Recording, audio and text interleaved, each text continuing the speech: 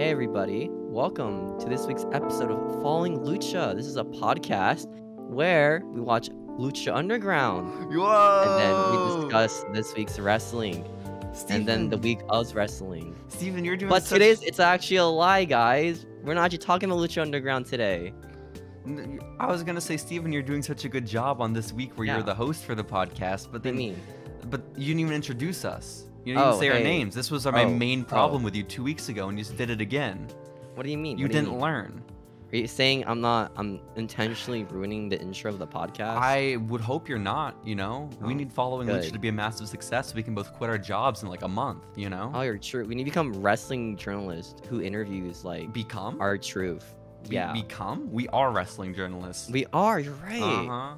Uh-huh. But we don't even watch wrestling. No, but you don't need to do that. We're We just watch journalists. movies with wrestlers in it. Exactly.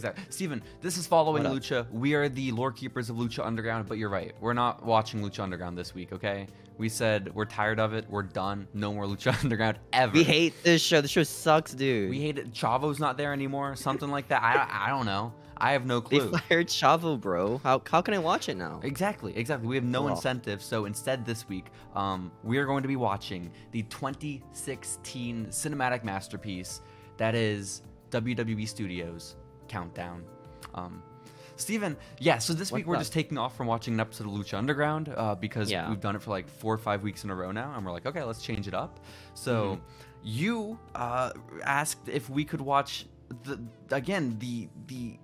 incredible movie that was Countdown, starring Dolph Ziggler. Ziggler, dude. Uh-huh. As Ray Thompson. Can I ask what went into you choosing this movie for us to watch instead of There's Lucha a Underground? very infamous scene in the movie Uh-huh. where Dolph is running, right? Backstage Uh-huh. at a WWE live event. Then Rusev just tackles him and grabs his gun. Yeah. Yes, And he that does. picture is pretty infamous. Not infamous. It's pretty popular with people, right? I'd say both. It's a mix. Some people Yeah. like it, some people don't like it. But see, Very not only lovely does image. Rusev just like take away Dolph's gun, he takes it and aims it at Dolph. Okay, so like because Because of a gun. exactly. So I know the exact like seeing the photo you're talking about because obviously Yeah. we all do, right? Pretty but popular photo. I always assumed that it was because like Rusev was a bad Russian Bulgarian dude in the movie, like a villain. But Right. now having watched the movie, I feel so much more educated, like enlightened even, and I can't wait to talk about it. Would you like to explain the synapse of this movie? The synapse of the movie? Yeah, Oh yeah, yeah. no, I'd love to, Steven. So I took it like word for word from IMDb. By the way, we have printed wow. notes this week because they were too long for me to write. Is that the script? It's the entire script of Countdown. Leaking the script, 2016. brother? But I copy and pasted the the synapse from Okay. IMDb. So, Steven, if you don't mind. Ray Thompson, a narcotics cop recently back on duty after a suspension, receives a package at the station. This leads to a website that shows a madman holding a child hostage. The child has timed explosives strapped to his body. Lieutenant Cronin arranges to pay $2,112.35 ransom demanded by this criminal and makes Ray the bagman. When the exchange is bungled, Ray shoots and kills the madman before he sets the explosive off. Ray has to team up with Internal Affairs agent Julia Baker to locate the child before it's too late. Wow. There you go, Steven. Did you get anything from Wow. that? Because I didn't. So basically, Oh, okay. this cop dude, right, played by Mr. Dolph Ziggler, Let's go. former cheerleader, Mhm. right? Well, I don't know in this universe. Does Dolph Ziggler exist in this universe? Well, I was gonna say, Steven, normally when we recap Lucha Underground, we're very serious. Uh-huh. We are lore keepers, very We official are. lore keepers, and we take the product very seriously. I think it's only fair we take the same approach with Countdown. You know, we have to take Okay. it very seriously. Okay, so Dolph Ziggler plays a cop gone rogue, I believe, right? Where he's like, hey guys, all right, you buddy cops, you guys kind of suck. I got this on my own, guys. Yeah, he's And he, like, he's a bit of a shoots them? badass. He's like a rebel, Yeah. Steven. Yeah, you're absolutely right. Yeah, and he like sexually harasses this one woman What? at his job. What are you Yeah, in the talking beginning of the movie, Steven, she's like- Steven, stop this. We're going to be going What- through what the up? entire movie from beginning to end, okay? Oh, We're not we're just too doing fast? like a meta review, you know? No. Oh, We are oh. doing a plot breakdown. We're going through Okay, beginning we to should have end. probably discussed this before we recorded it then. No, I'm telling you right now. We are doing Alright. this right now, okay? Which, you Alright, know what's an alright. awesome sign of a movie, Steven? What is? Is when you get to the very end of the 90+ minutes and you don't know a Uh-huh. single character's name. I know the name. You knew the name? I know Dolph Ziggler's name. I knew Dolph Ziggler. I couldn't tell you his name was Ray Fitzpatrick. It's Ray Thompson. Wait. Yeah, it's Ray I Thompson. have conflicting sources. You don't know? Okay. Did they change the script on IMDb? Hold on. On IMDb, I have Ray Thompson. Yeah. But from watching the movie, Okay. I have Ray Fitzpatrick. So No, it's Ray Thompson. They say. then why do I have Ray Fitzpatrick written down? I don't know. Who is that? I don't know. Who is it? Who is that guy? Who's Ray Fitzpatrick? Whatever. Who is Ray Fitz? Whatever. Point is, we're gonna take it seriously. So Steven, let's start. Let's throw it back to the beginning of the movie, okay? All right. We start with some B-roll of Seattle, Washington. And I didn't know it was Seattle. I'm being honest. it's flashed it on the screen. It says Seattle, Washington. Oh, His honestly, name is might not- definitely Ray Fitzpatrick. This is all. No, it's yeah. Ray Thompson. It's Ray Thompson. It's Ray Fitzpatrick. It's Ray Thompson. There's a scene in the movie where like, what's it? There's like the display of his name. It says Ray Thompson on like his his mail address. Tell me why my notes says Fitzpatrick, Steven. I don't know. Your notes are just Exactly. not that good, dude. Don't say I don't know that what to tell me. you, man. Don't ever My say that to brain me. memory is better than your notes. Okay. No, it's not. Steven, there's is. B-roll of Seattle, and playing behind it is like 2000s Christian rock music, and I am like, okay, I guess this is what we're in store for. It's music you would hear in like SmackDown versus Raw 2008, you know, and it sets the pace for the movie, you know.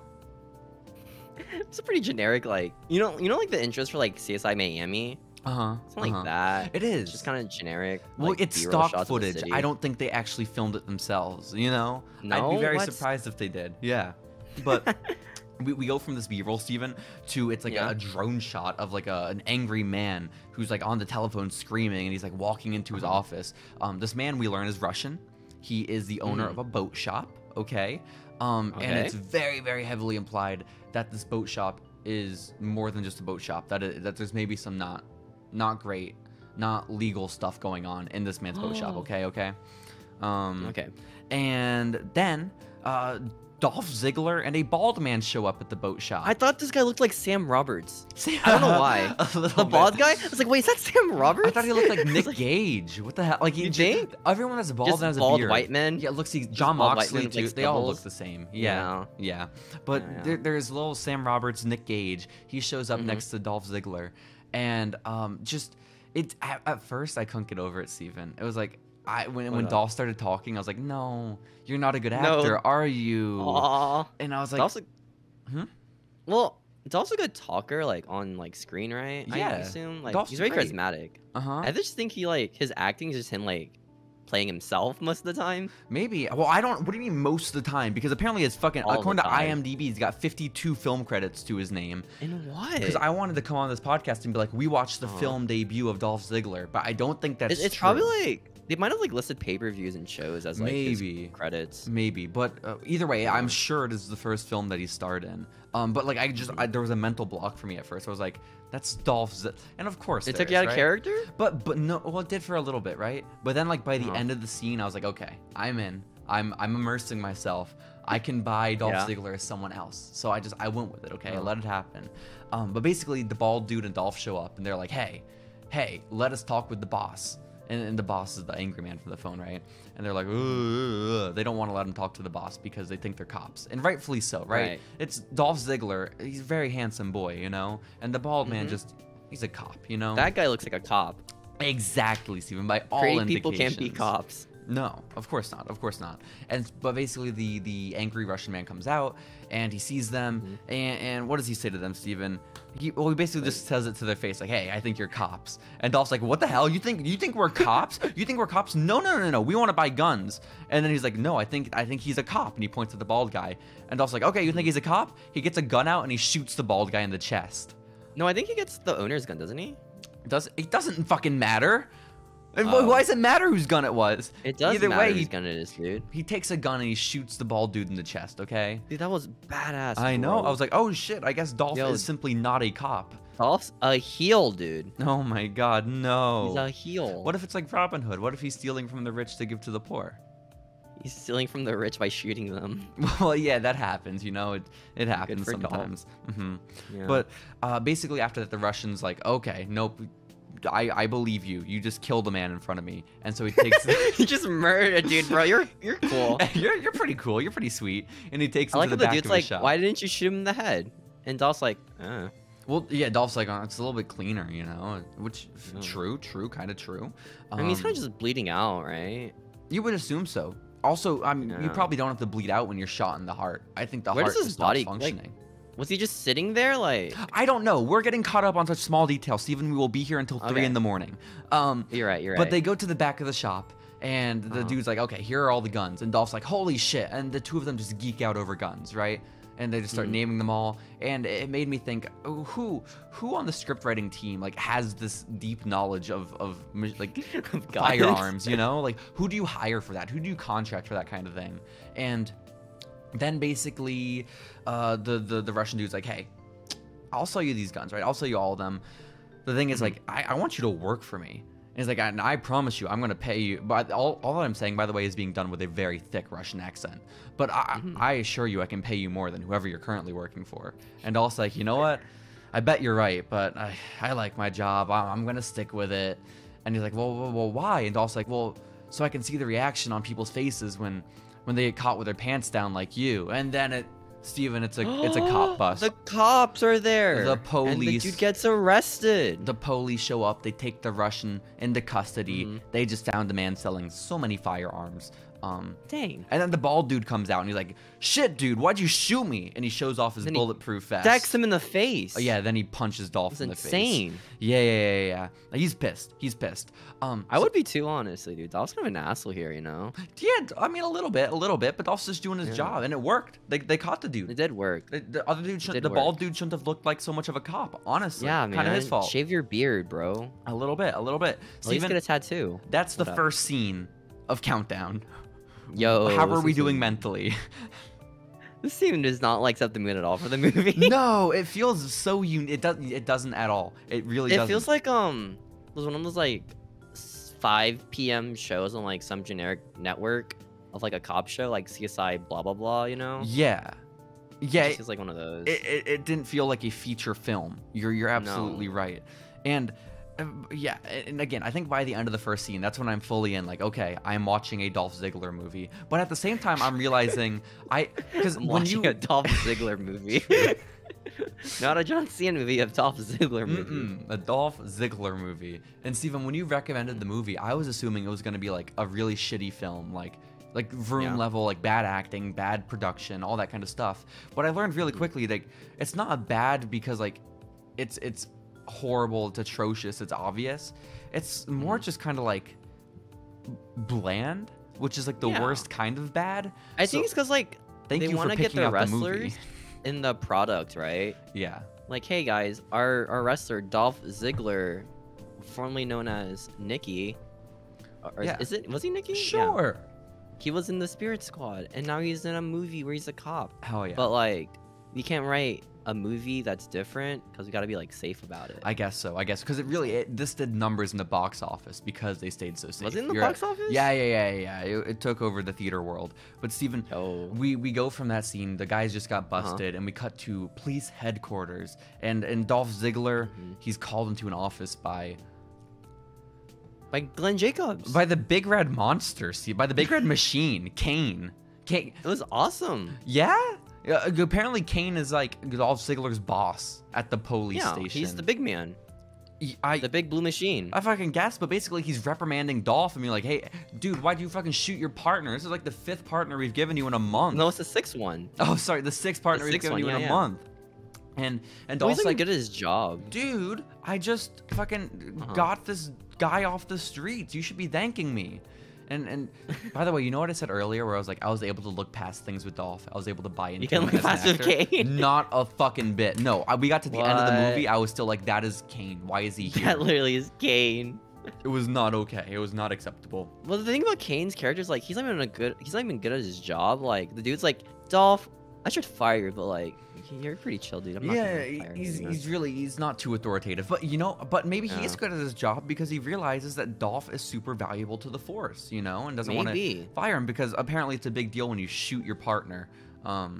Apparently, I don't know. What a thought, man. But then a lady walks in, Steven, And again, this is one of the people. She becomes a very, very pivotal character in this movie. I don't know her name even still. I watched the movie Top essentially girl. twice. Yeah, I don't think they told us her name. They might have in the introduction for her.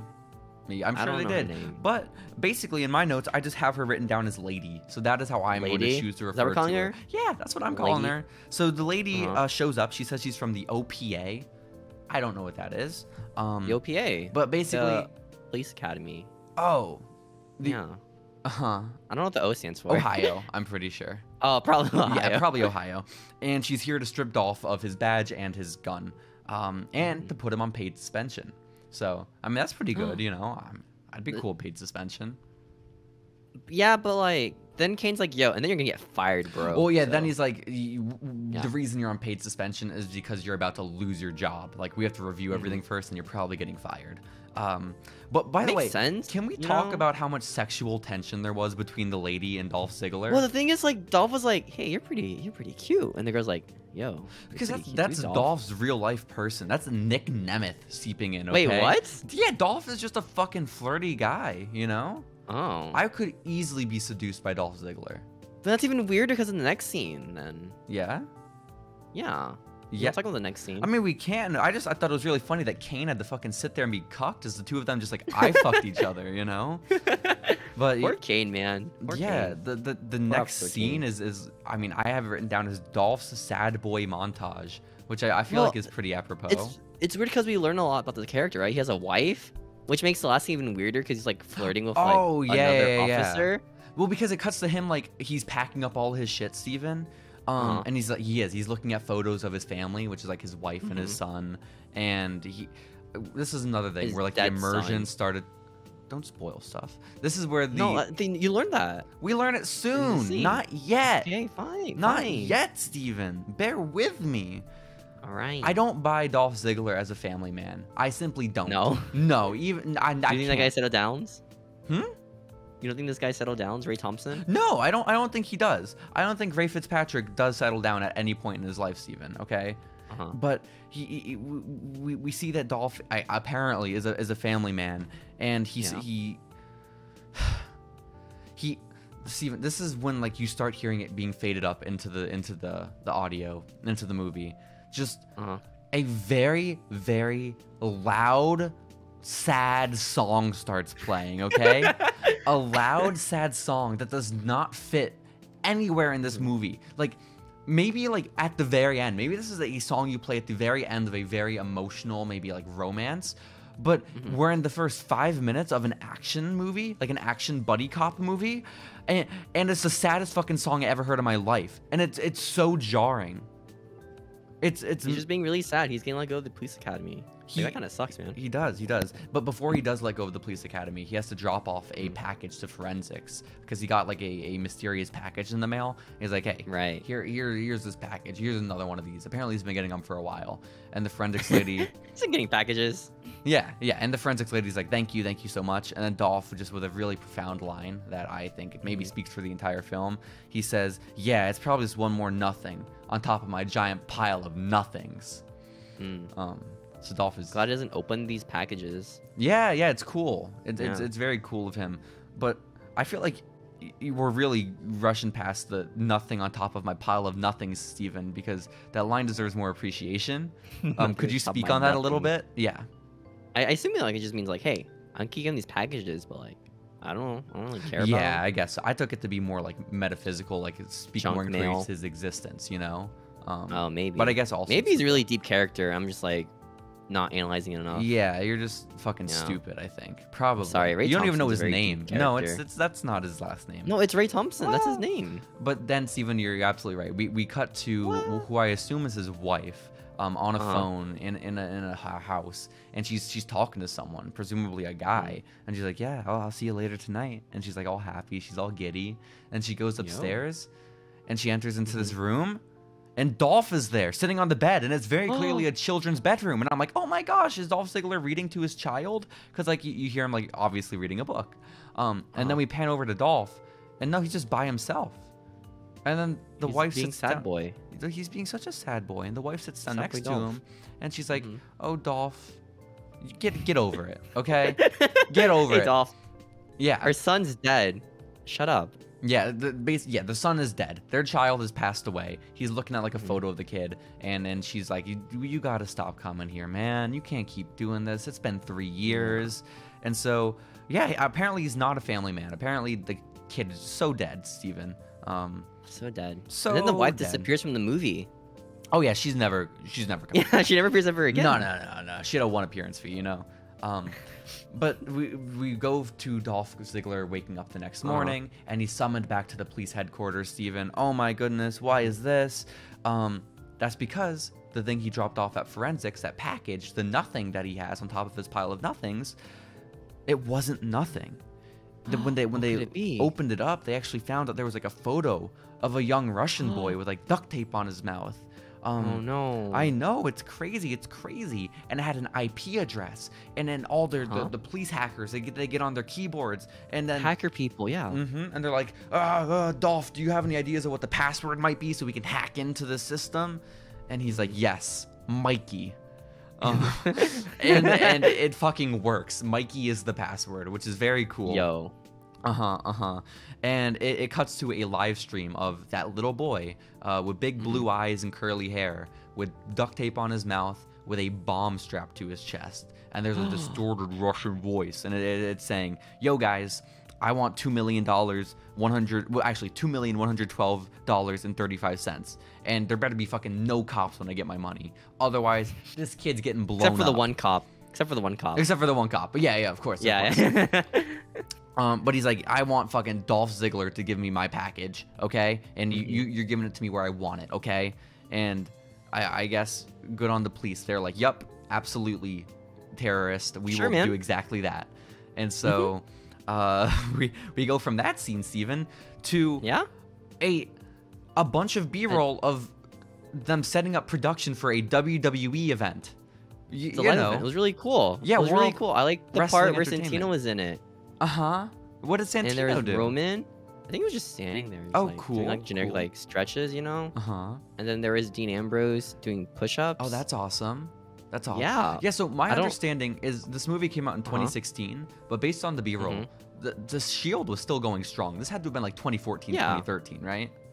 It probably was like just generic stock footage just had like laying around for like. The cool. So they didn't even film it. That's awesome. That is so cool. Yeah. Well, basically, yeah, we're at a WWE show for some reason, and also we're playing more 2000s rock music, which is really fun. A nice little shift Dolph from buys the ticket sad boy for the music. live event. Yes, he does.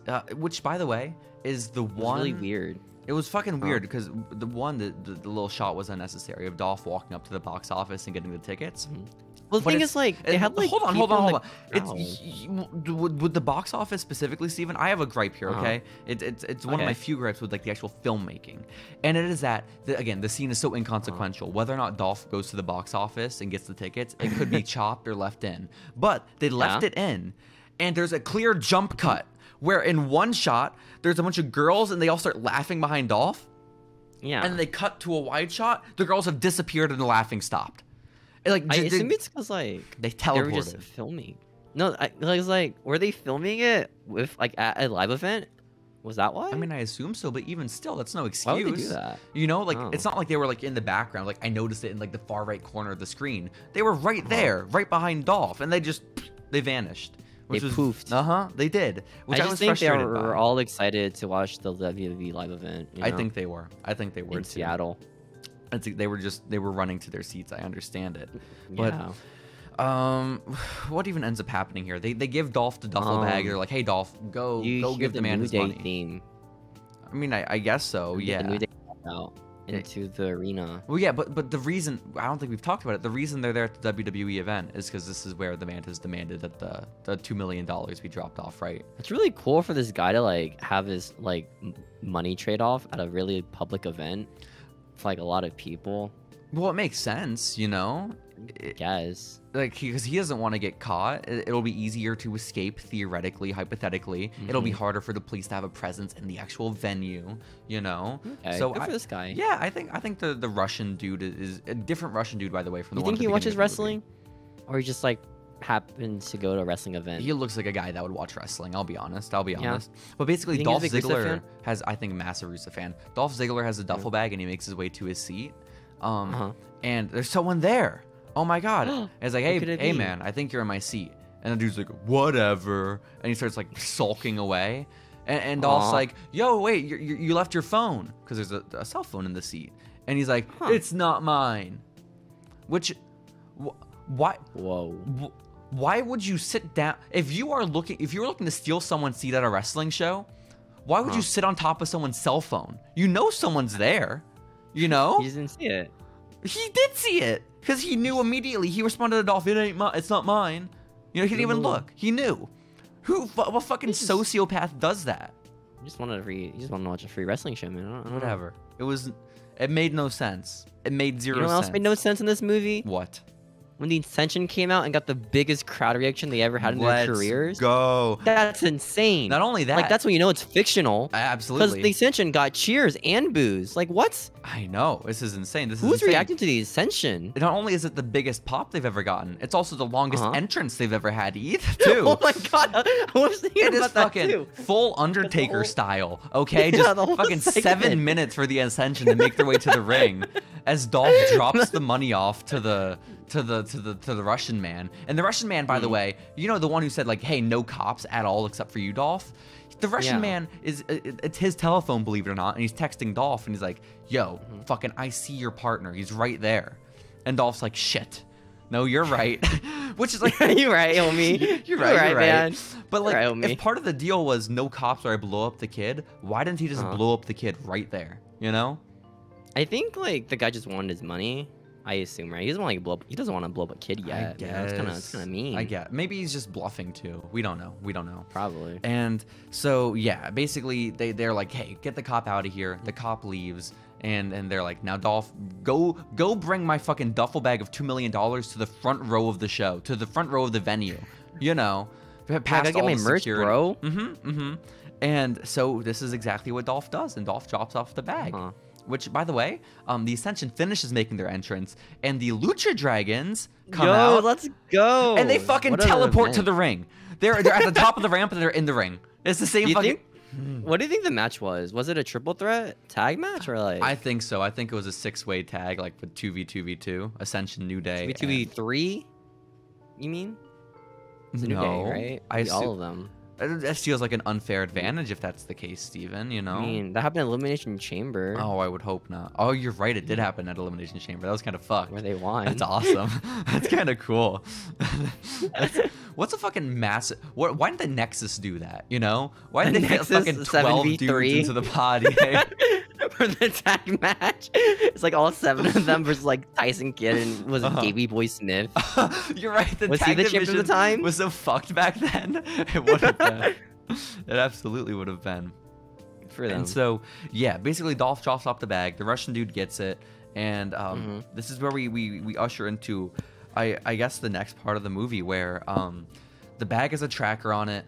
The Russian man pretty much knows this. So he goes into one of the restrooms in the arena. He switches the money to his own bag that doesn't have a police tracker, because obviously the bag from the police is going to have a tracker in it, which it does, you know? Smart Russian, man. Smart Russian dude. And so all the police people, like Kane and everyone that's talking into Dolph's ear through an earpiece is like, fuck, dude, how'd he do this? The tracker's not working anymore. And they're like, clearly he got a new bag. Dude, it's just, the SPD must really suck, man. Like, these I guys guess are so. really bad at their jobs. Really, truly. But when they realize that they no longer have a tracker on the man, a chase ensues, okay? They're like, hey, other police officer that's not Dolph Ziggler also in the venue, go chase after Jobber him. police. Yeah, jobber policeman. The jobber policeman starts chasing after the Russian, and the Russian realizes it. Well, and also, jobber policeman's a dumbass. He's like, hey, slow down. Hey, man. Hey, Stop right there. Slow down. Stop right I need to there. talk to you, man. I need to talk to you. And then Russian turns around, shoots the dude dead. Policeman is bleeding out in the middle Dude, of a poor WWE jobber show. police, dude. I know, just in the concourse. You think that was on the news? Just policeman dies at a WWE event? I hope so, because it's a work, right? They don't let anyone know. So all the fans there think someone's legit dead. Yeah.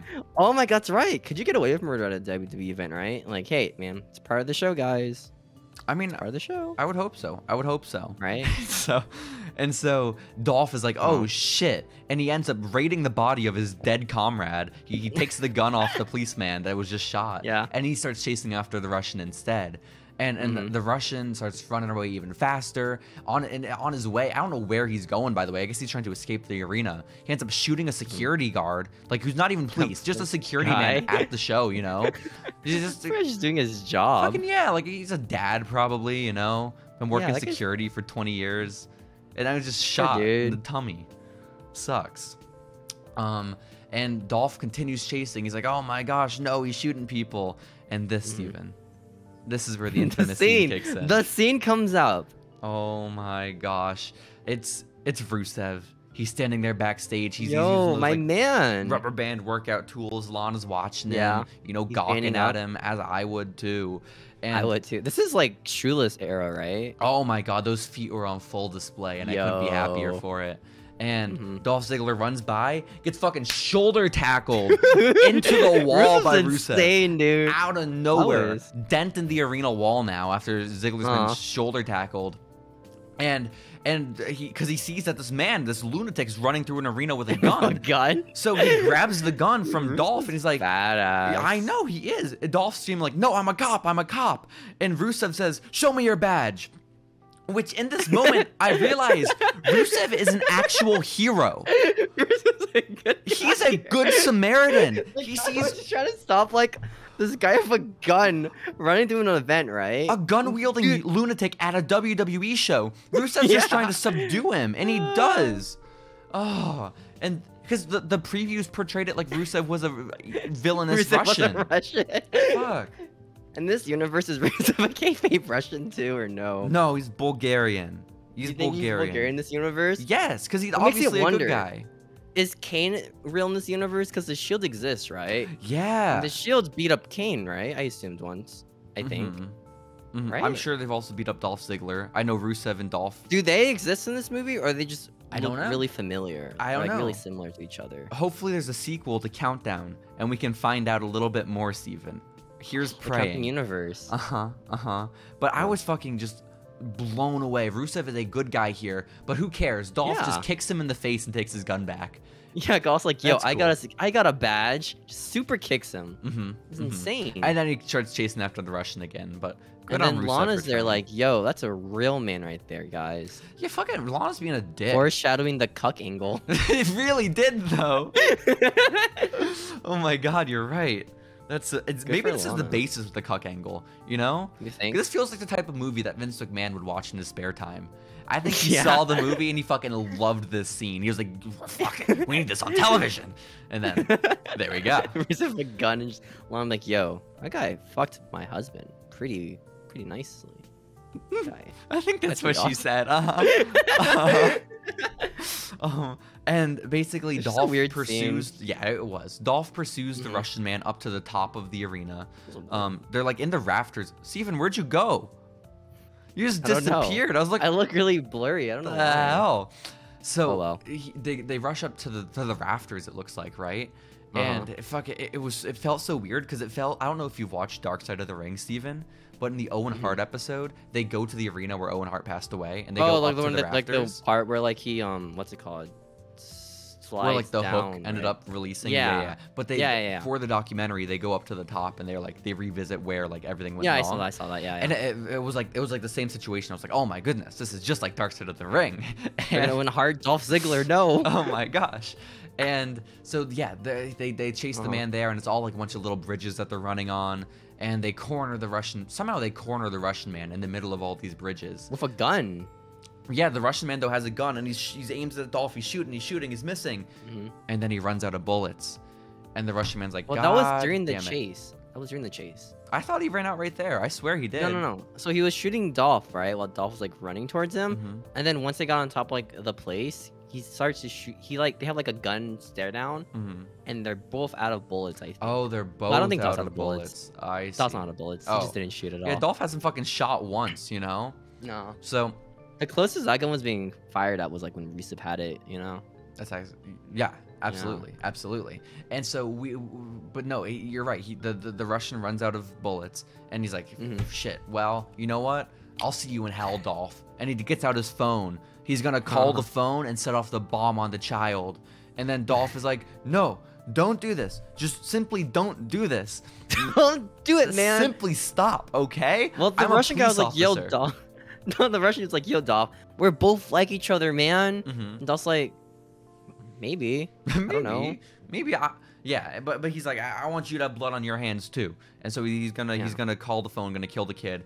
Dolph's like, no, stop. I swear I'm gonna shoot you. And the Russian's like, bet. And then Dolph shoots him right in the forehead.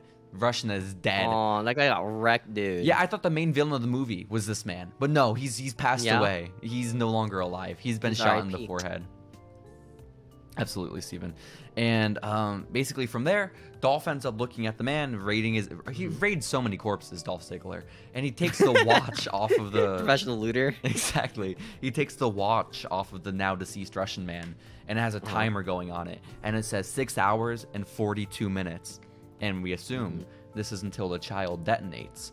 And so all the other law enforcement shows up, Kane, the lady, everyone. And they're like, oh my gosh, Dolph, blah, blah, blah, blah. I don't even know what they were saying. It was so meaningless.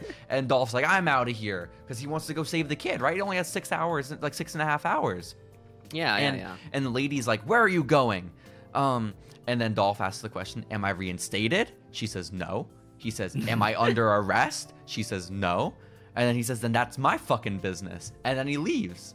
And dude, it's also badass. I know, bro. And he actually did curse. I know I insert a lot of cursing into dialogue when we talk about Lucha Underground. Dolph did curse there. That was a shoot. Well, he actually said the F word in this. I know. Whoa, I never heard him say the F word before. Crazy. What is this, AEW? Oh my gosh. Oh my god. And then pointed the fingers, dude. That's crazy. Exactly. Next up is Dolph in a car. He's rushing to go. I don't know fucking where he thinks he's going. To go then. Whoa, that was pretty good. He's trying to find where the kid is, and I don't know fucking what his lead is. I don't know what he's doing, but he sees that there's a car following him behind. And so he starts speeding up. He starts doing these wild turns to make sure the car's following him, and it is. And so he does what any rational thinker would do. He slams on his brakes. Slams the fucking brakes. Of course. So the sedan behind them just crashes into his truck. Dolph is insane in this movie. This guy's so suicidal. Exactly. Well, he's in a truck. The car following him is, again, a sedan. So yeah, the truck's gonna get wrecked. The little car just crashes into his truck.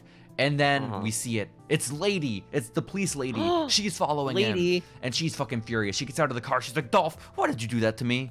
And he's like, listen, do you want to go back to the office and write some more papers? Or do you want to save a child? And she's like, gosh, I guess I want to save a kid. And so she gets in the passenger seat. And they end up driving off together. They're gonna go team up, you know? Which is very cool. Very cool. And where do they go, Steven? They go to a tattoo parlor, man. Yeah, they go to a tattoo parlor, and I'm like, okay, a Russian one. Okay, yeah, I guess Dolph must know something that I don't. He goes to the tattoo parlor, and you can hear music blasting from it, and he's like, hey, open up, please. And they're like, no, fucking go away. And Dolph's like, go to hell, and he knocks down the door. And there's like 20 people in this tattoo shop, little tattoo shop, women, men, tattoo men, and Dolph just starts beating the shit out of all of them. The police lady gets in the action too. It's insane. Yeah, the police lady starts beating up some of the hookers that are there. Suck in this movie. They just like beat the shit out of anyone. Literally, this was maybe the most glaring example of it. They just start beating the shit out of absolutely everyone in the tattoo shop. Any guy with any Russian like accent, they just beat up. Well, yeah, it's literally like they've asked no questions. They've done nothing. They're just literally no prisoners. Just doing their job. Exactly. And basically they're like, hey, after everyone's been fucking beat to death, Dolph gets one of the tattoo men that he's familiar with at the shop, and he's like, I have a photo, and it's of the dead dude, right? It's of the dead Russian. He's like, tell me what you can about this man. Basically, just because he has tattoos? Like, fuck, is this the only tattoo shop in all of Seattle? It's probably like the only Russian tattoo shop, I assume, right? Maybe. That's a good guess. Maybe. But I mean, watching it, I had no inclination like, oh, this is a Russian tattoo shop, you know? It just felt like these are good tattooed people, and they're getting beat to shit. And yeah. And so he's like, I'll leave you alone. I won't charge any of you. Which, why are you charging them? They're just in a tattoo shop. Nothing illegal has gone down here. But also like, I won't bring you in if you can help me out here. Do you know this man? Can you just tell me anything about him? And the tattoo man's like, I don't know shit. The tattooist is like, I don't know who this guy is, but I can decode for you what some of his tattoos mean. Like, I know some of the symbolism. He's like, it's definitely Russian lettering, so we know he's Russian. Okay. It looks like he's also like maybe an ex-drug addict based off of that thing there. And also he's a pedophile. That's awesome. Huh? What? Where? Randomly. Who? Okay. Let's say he is a pedophile. How do you know that from your tattoos? Yeah. Why do you tattoo yourself pedophile? What is the Russian symbol for I am a pedophile? Like what is that? And why did you get it on your body? It's fucked up. Maybe it's Russia tattooing him. And it never, by the way, it never comes up again, you know? It's like, He's just a pedophile. yeah, it's just like, oh, you know that kid that we're trying to save? He was also probably raped. Which is Aww. like, okay. Aw, Great. man, that's not That awesome. detail was very necessary. And so, Thanks, movie. yeah. And then Dolph Ziggler is like, okay, thank you so much. Bye, tattoo people. And he cordially leaves. And he says, lady, we need to split up now. I have some business to take care of. I have a lead, but I want you to take the photo of the kid. I want you to take the photo of the little Russian boy and show him around. Just show him to strangers and see if people recognize him. And I'm like, what the? They're in Seattle. What? Huh? That's not gonna work. Just ask every million people there. Exactly. One of them's gotta know. One of them. And so Dolph ends up going and doing his shit. We end up finding out that his plan was going to another Russian man's house, Steven, because Rich Russian man. Yeah, he had a Putin picture up. Do you remember the man who owned the boat shop from the beginning of the movie that was brought into custody? The one that Dolph busted. Oh, yeah, that guy, yeah. Him, the original Russian man. It's Yo. him. He's already out of police gosh. custody after one day. He has a portrait of like Putin in his office. I think that's so awesome. Yeah, I do too. It's over there. What are you fucking? Nice. Yeah, it's not weird. Yeah. What are you doing, Steven? And so he's already out on the streets, and Dolph's like, oh man, what a great system we have, you know? And he like winks at the camera. He's like, you and me. The police, they're corrupt. Yeah, Dolph is so progressive. He really is. He really is. Yeah. And what he does is he sneaks up behind this man who is laying out at the pool with his children and his wife. Dude, there was this one scene from the pool scene where they just show the wife's ass for like 10 seconds. Oh yeah, it's a nice it was, like, tight shot insane. of the lady's ass for no reason. She's just on a floaty ass the entire camera frame. That's cool. And by the way, the wife much younger than the Russian, much younger than her husband. And we're looking at the Russian man, and he's just petting his dog. He's cuddling with his dog at the pool, having a good time. He just got out of jail, good for presumably. Russian dude. I know, he's living his best life. And then fucking Dolph Ziggler comes up behind, has fucking a wire wrapped around the Russian man's throat in a second. Oh my and he's God. like, yo, you're gonna tell me what I need to know right here, right now, okay? And he's like, there's a kid. He has explosives all over his body. What do you know about Russian explosives? And the guy's like, fuck you. And Dolph's like, fuck you. I'm gonna kill you and your family. Which again, Oh my gosh. very cool police officer. And Russian man's like, fuck, whatever. And he gives him the name of I guess maybe like not necessarily a dealer, a Russian dude. yeah, it ends up being like the general of the Russian consul, and he's like, go to him if you want explosives. And Dolph's like, okay, I simply will, and he leaves. No, actually, you're missing a part. You're right. Missing a part. He only leaves after the wife starts shooting her gun at No, Dolph you're missing Ziggler. that part. So the wife's like, "Oh shit, my husband's in danger. Let me grab the gun real quick." Yeah.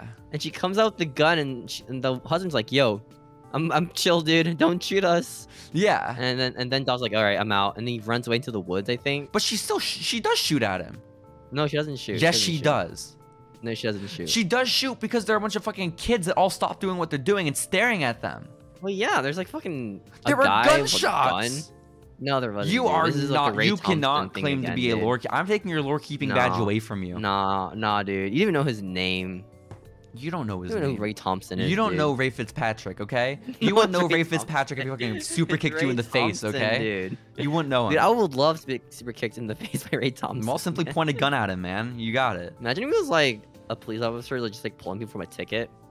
Like, yo, guys, you got an ID? Mm-hmm. He's like, yeah, here's my ID, and he just super kicks you. That'd be pretty badass, you know. Awesome. I kind of like that. I kind of like that. But then we cut to Yeah. Lady, okay, the one that Dolph sent off to go show photos of the child to just the city of Seattle at large, and she is doing this, you know, trooper that she is, and fucking, what do you know? She runs into a Russian family that recognizes the boy, and they're like, follow us.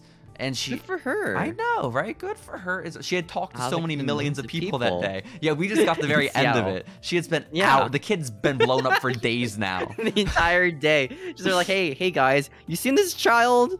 He's dead now. He was detonated a week ago. But have you seen him? Have you seen this kid? And so crazy. yeah, she finds this family, and the family's like, follow us, and they end up taking her to this little like apartment complex or something. It's so much like shitty little homes, okay? And they end up taking her to the child's father, it turns out. And also, how many Russians are just like here in Seattle? You know, I half assume the it's cast like- here is Russian. I think they just go to the Russian part of town. I mean, known as maybe. the Russian part of town. I guess so. You know what? You bring up a Maybe. good point. Maybe there is a Russian part of town. I don't know. I've never been to Seattle. I haven't either. Next time I go, though, I will take an Seattle's inventory. like iCarly. Oh, So, I didn't even know that was in Seattle. You're right, though. Yeah. Shit. But the dad is of the child is who they find, and she shows the dad of the child a photo of the dead Russian man, the one that they shot in the forehead. And they're like, "Hey, do you know this guy? He's the one who abducted your child." And he's like, "Yeah, that's the guy who was supposed to get my kid back to Russia." And yeah, I know. And Crazy. then the landlord ends up rushing in, Steve, and he's like, "What are you doing here? Why are you harassing my tenants?" Blah blah blah blah blah blah. It's a very unnecessary like argument and side plot that goes nowhere. But the landlord is like, The "Hey," policewoman's like, "Yo, fuck you, landlord. I'm a police girl." that's what her badge says. That's what her T-shirt says. Police girl. Police girl. And so police girl ends up just berating the landlord. It's like, I could fucking get you in jail immediately. I can get any warrant I want in the world. Right here, by the way. No. Like, at all? No, not the Russian dad. The Russian dad is in the right, okay? And Poor the Russian dad, dude. He just wants his son to go back to Russia. I and know. It's like getting kidnapped with an explosive on him. I know, but then the Russian dad is like, "Hey, fucking stop fighting with the landlord. Listen here, look here, listen. That man also lives in this building." And she's like, "Holy shit." Oh my gosh. Yeah, good to know. And then we cut back to Dolph. And Dolph is walking through a metal detector. And the metal detector goes off, Steven. And they're like, hey, stop it there. You got anything metal in your pockets? He's like, oh, only this. And pulls out a gun. Oh, only my gun? It's so cool. I love my police. And so... I love my police just bringing guns in buildings and shooting security officers. Like official government buildings that technically belong to another country, because you know it's the Russian consul, and so or consulate, whatever. And Dolph ends up beating up the entirety of the Russian consulate, Steven. Every single person that he can imagine in this building, conducting official Russian business, is beat to shit by Dolph. And why? Why is this? Fuck them. Oh, because he got the name of a man who might have explosives that works here. So he starts beating up everyone, and finally he battles his way to the final boss in his office, okay? The general of the consul, the one that the other Russian who had his neck almost slit, that he gave the name of. And Steven, it's just so fucked up, okay? Because he's pointing the gun at the guy, and he's like, hey, you, I need some information. And he's like, no, I have diplomatic immunity. You can't do anything to me. And he's like, fucking watch. And he grabs like a pen or a knife and stabs the man in the leg, does Dolph Ziggler. Oh my gosh, Dolph's so cool. He's like, funny, you don't look immune now, do you? And then he ends up like harassing him some more and puts a gun to his head. And he's like, tell me about the explosives. Tell me about the explosives. He's like, I don't know. What I can do is I can tell you the name of the man who makes the bombs, okay? And he gives him the name. Slava, I think it is. And Dolph's like, okay, thank you. And so, Russian man. but you know, he can't just don't report me to the PD. Yeah, exactly. But you know, he also he can't like mosey on out. He can't just stroll out now because he just beat up the entirety of all the Russians ever who are in this building. And so, very smartly, Dude, it would suck to be Russian in this movie, man. Really, it must Like suck. you to show be a one Russian in accent, you just Seattle. get beat up. Exactly. Poor guys. And so Dolph smartly, he takes the general of the consul like under his arm, right? And he's like gonna hold him hostage essentially, so we can like negotiate him getting out of the building. But the thing is, normally when you do something like that, you have someone in one arm and you have a gun in the other. You point the gun at the prisoner's head. You know, like the threat is, I'm gonna shoot the person if you shoot me. Dolph is not doing that. Dolph is pointing the gun at his enemies. Okay, which is so useless. You can use him as a body shield, which he does. A little. I mean, yeah, you're technically Like, right. this happened. Yeah, no, the general console guy does get shot on accident by one of Dude, his this own poor guys. guy. It's like, oh shit, we gotta save our boss, and just shoot the Yeah. boss. Can we talk Like about how an some aim of dudes. his goons, by the way, look exactly like Tyson Kidd and Shane Helms? Like, they just are. You think they are? I literally went to IMDb to check to see if Tyson Kidd and Gregory Helms were in this. They're not. Yeah. But I swear to fucking Christ No. they were. Because it looks exactly like Dude. them. That'd be such a fun cameo, just Tyson Kidd with a know. gun. As a Russian, that'd be so sick. Yeah.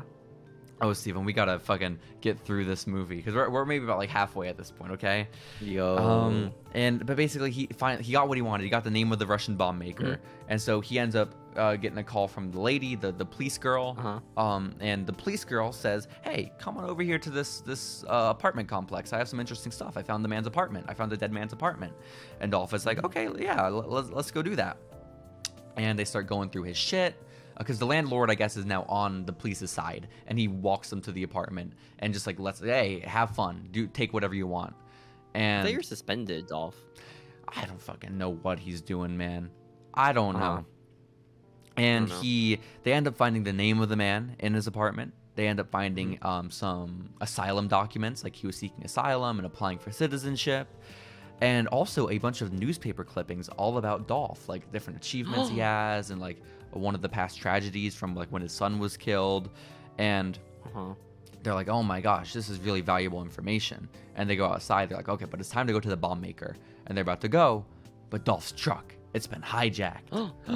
No. Oh no. So now, Oh my god. Dolph and Police Girl need to start riding together. This is when it becomes a true buddy cop, Steven, okay? Heck yeah. I Hell love yeah. Girl Cop. Hell and yeah. Dolph. I love Police Girl as well, Steven. I really do. She's so good. She is. You know what? Honestly, the actress, because I'm realizing throughout the course of this movie, Dolph is not that bad. Like, Dolph is honestly a pretty decent actor. And the girl, I don't know. Like, she was pretty good too. Like, I feel like she and Dolph had like shoot chemistry, which was really weird. think? Well, yeah, because there were parts that like felt like they did not write this in the script. This feels like improv. And like, but it was weird. I thought they worked well together, like surprisingly. Do you not share that sentiment? It's all right. I don't know. I mean, They're for just fucking actors. for my expectation, I fucking it's a Dolph Ziggler movie. I don't know what you wanted, you know. Dolph Ziggler So movie, I man. was pleasantly surprised. Okay. But they're on the way to the bomb people. Police Girl is like on her computer doing her little thing. And she's looking up some stuff about the man whose name they just found because they just raided his apartment, right? And they end up not being able to find his name in any of the arrest records. So she's like, okay, let me send this to someone who'll be able to help. And then they cut away, and they're at the bomb maker's house, okay? And Steven, when they show up to this man's house, it feels like a fucking horror scene, okay? It was fucking so weird. This poor Russian dude's house, man. This It's just poor so Russian scary. dude. Yeah, there's like a lady chopping It's like some. a sword nearby and stuff. Like, I don't know. Yeah, well, there's like a lady chopping like shit that. up in the kitchen, and she's just sort of like ominously there. She won't speak to anyone. And Well, they're she like, speaks Russian. I mean, I guess so. That's probably a good point. But they're like, Slava, do you know where Slava is? And she points. And so they follow where she points. And they're like, It's like these 3 Russian chicks just hanging out. yeah, these 3 vibing. young Russian chicks just on a couch having fun. And they're like, Slava? Yeah. And they're like, no. And they point over to the other part of the living room. And then they walk in, and there they see him. It's Slava. Not Slava. It is Slava. It is Slava. I promise. And basically, he tells them how to defuse the bomb. That's what the scene is there for. And they're like, That's why are cool. you helping us? And he's like, fuck, I'm Ukrainian. I'm not even Russian. I fucking hate those dudes. Which is like, okay, cool. Pretty accurate to like today's world too. Very relevant. You know, I think more people should be going back and watching Watching Countdown for this one scene. for its political resonance in today's climate. I think that is probably for the best. Yeah. And he basically they get some information about how to defuse the bomb once they do find the kid, which is good to know, you know. And then they end up being like, okay, now where to next? They head out, and bald dude is there. Nick Gage, Sam Roberts is back. Nick Gage. And he's like with a guy, another jobber. with cop. another jobber cop, not the one that was shot dead earlier. And so they That end guy up died. trying to. He did. It'd be weird to bring his body That with guy's them, you know. just dead. It'd be really weird. Yeah. And so they're like, hey Dolph, we have to bring you in. And he's like, yeah, fucking whatever. Go away, nerds. And Dolph like gets into the car with police lady. And they're like, no. Kane is telling us you need to come in. And he's like, stop it. I'm trying to save this kid's life. We only have like so much time left. I think it's like legitimately like an hour and a half now or something. No, I think it was like 20 hours or 10 hours. It's not 20 hours. Steven, the movie started with 6 hours. Oh, I don't know then. Steven, I said it earlier. It was 6 hours and 40 minutes from the time the man got shot in the forehead. You are not a lore keeper. His name is not fucking Ray Donovan. His name is Ray Thompson. His name is Ray Fitzpatrick. His name is Ray Thompson, dude, okay? Okay. And by the way, the Russian wife, she did shoot her gun. And so... What? Yep. Yes, she did. Yes, she did. No way. So where do we go next? Oh, yeah, basically they're like, hey, motherfucker, you're coming with us. Kane told us that you are coming with us. And Dolph's like, no, I'm not, guys. Just leave me the fuck alone. I gotta save this kid. I only have a couple hours left. And dude's like, he pulls out his mace. Pepper sprayed. He pepper sprays. He maces the fuck out of Dolph and also police lady on accident, just by collateral. And so... they cut from this to Dolph being brought into the station, and he's being interrogated by the Nick Gage dude. By the way, Nick Gage guy, Sam Roberts guy, you know who also he reminds me of? Who? Angry Bagel guy. Like, hardcore he reminds me of Angry Bagel guy. Probably taller than him, though. Oh, definitely taller. Not by much, but definitely taller. Not by much? Yeah. And, so Angry Bagel guy Nick Gage is the one interrogating Dolph, which is cool. You know, have the man that Dolph just shot the other day and has clear bad blood and interrogate him, interview him. And Kane is watching from a screen in his office as Dolph is interrogated. And the point here, the reason they brought him in is because they found some suspicious stuff in Dolph's office. They found damning stuff that ties him to like all the Russians. This is just it's so convoluted. Steven, Dolph part of the Russians? Is he part of the Russians? They find like the cell phone, the city, and he's right. The partner, the ex-partner, is like, we know your history here. We know what happened to your son. And finally, we get backstory about Dolph's son. Apparently, he was run over in a drunk driving accident 3 years ago. The man who ran him over, the man under the influence, was an on-duty police officer. Oh my god. And so Dolph, I think rightly, tried to sue the city for $2 million. And the partner's like, he's putting it all together in his head. We found this stuff on you. We found this Russian phone in your desk. We found all these documents. Knew this. And you tried suing the city for $2 million. You don't trust the system anymore. And now the ransom just happens to be $2 million. Dolph, it's very clear what's going on here. Bad guy. I assumed they knew about like his son dying though. You know, like I don't know. It seems like pretty. Well, obviously they knew. No, that's not stuff. what they discovered, Steven. You're really missing the point here. They just that's his motive for wanting to get back at. They just connected the 2 millions together. It's like, they connected the 2 millions and also him being frustrated with the city and police force. Okay. I felt like they knew that too. Yeah. Also, we learned, by the way, that because the Angry Bagel guy is just like recounting all Dolph's past traumas. He's like, yeah, I know your son died, and I also know that your wife left you a month later for another police officer, which it's like, oh shit. And so why was she in this house? No. It was the exact opposite. Dolph broke into her house. Her house. Oh my gosh. Which Dolph's a creep, dude. Such a creep. But that was a cool little light to go off in my head. And Dolph is like, dude, Dolph getting cucked. You know I want to do the right You know I want to do the right thing. And so Angry Bagel's guy's like, yeah, whatever. And Dolph just starts beating the shit out of him, okay? Dolph gets the unsuspecting Angry Bagel guy, shoves his head into the ground, beats the fuck out of him, and then just ensues by, I don't know what I'm trying to say, Steven. He basically bleats up the entire police force. The entire police headquarters, like hundreds of law enforcement. Dude, Dolph it was insane. Single-handedly destroys all of them. Dolph is so... I just think the cops in the movie just kind of suck, and Dolph's like the only guy with like legitimate like prowess, I guess, right? Good thing they took his badge away. People. I like this scene where he's running right through a hallway, and the Kane just like chokes. Yeah. Kinda slams him against the wall. Oh yeah, he doesn't choke slam him. He chokes him and holds him up against the wall. You know, like a bully in high school. And Dolph is struggling. He's struggling, and he just fucking nails Kane in the balls, which is real cool. Kane, dude. Kane sucks in this movie, man. That guy just is not good at his job like at all. Yeah, he kind of sucks. But basically, it all culminates with Dolph on the top floor of the headquarters getting cornered, okay? He has nowhere to run. He's outnumbered.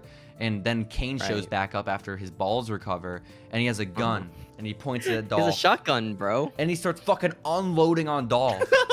But it's blanks. He shoots him in the balls, too. He does, but it's all blanks, Steven. It's all blanks, okay?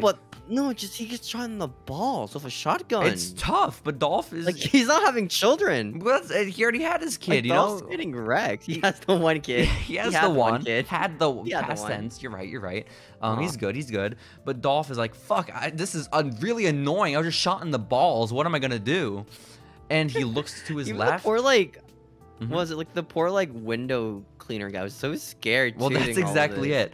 There's all this commotion going on while the window man is there wiping in the glass on the top story of the HQ. I'm so scared. Like, shit, why are there so many cops here? And well, why are there so many cops at the police headquarters? In a police station. And so Dolph is like, okay, I'm out of options, and he just fucking jumps off the balcony onto the window washer and slides on down to the first floor, runs out of the building, and there is Police Girl waiting for him in her car. Steven, he narrowly escapes with his life. Oh my gosh. Dolph is like such an asshole in this movie, man. Yeah, a little bit. By the way, Steven, I watched the movie the first time and I had no clue what the motivation was for the Russian man, okay? For the man stealing the kid, that like putting the bomb on him, all this kind of stuff. I had to watch this next scene about 3 times before I was finally able to digest all the information. The plot? Yeah, because why did he steal the kid? Why did he steal the kid? Well, yeah, they basically tried to explain the entire movie in a 2-minute scene of Dolph and the lady in the car. Bad green screen, right? Yeah. The green screen's not great. I wouldn't say that. But Steven, could I just ask you, what is your interpretation of why the man who was shot in the head did what he did? He's just a weirdo. Just a weird Russian dude, man. Right? Because that's kind of the impression I walked away with. But no. Yeah. If you go back to the scene and you slow it down and you watch it like 5 times, you get what the plot is. Watch it 5 times? Then you'll understand. So actually, you know when they were going through the apartment earlier and they found the asylum papers? Those weren't actually for the dead man, for the one who got shot by Dolph. No. Those asylum papers were for that man's brother, okay, who was seeking asylum in the U.S. The brother. And they were able to trace the brother's name, and they found that he was part of a drug bust that Dolph had orchestrated way back like a few months ago. And so, as a result of this drug bust, where the brother was caught, he, of course, was not granted asylum and instead was deported back to Russia. And upon his deportation, he was hanged by the Russian government. And so now, as a result, in trying to get revenge, his brother, who is still in the United States and does have asylum, is like, well, I need to get my payback.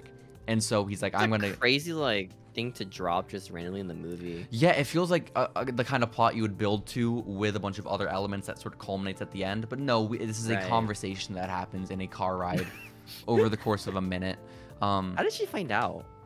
I don't fucking know. How did Police Girl find out? She's just like, hey, Dolph, what was her sources? Everything Remember when she sent the name to the person a while ago? Little Russian child. Yeah.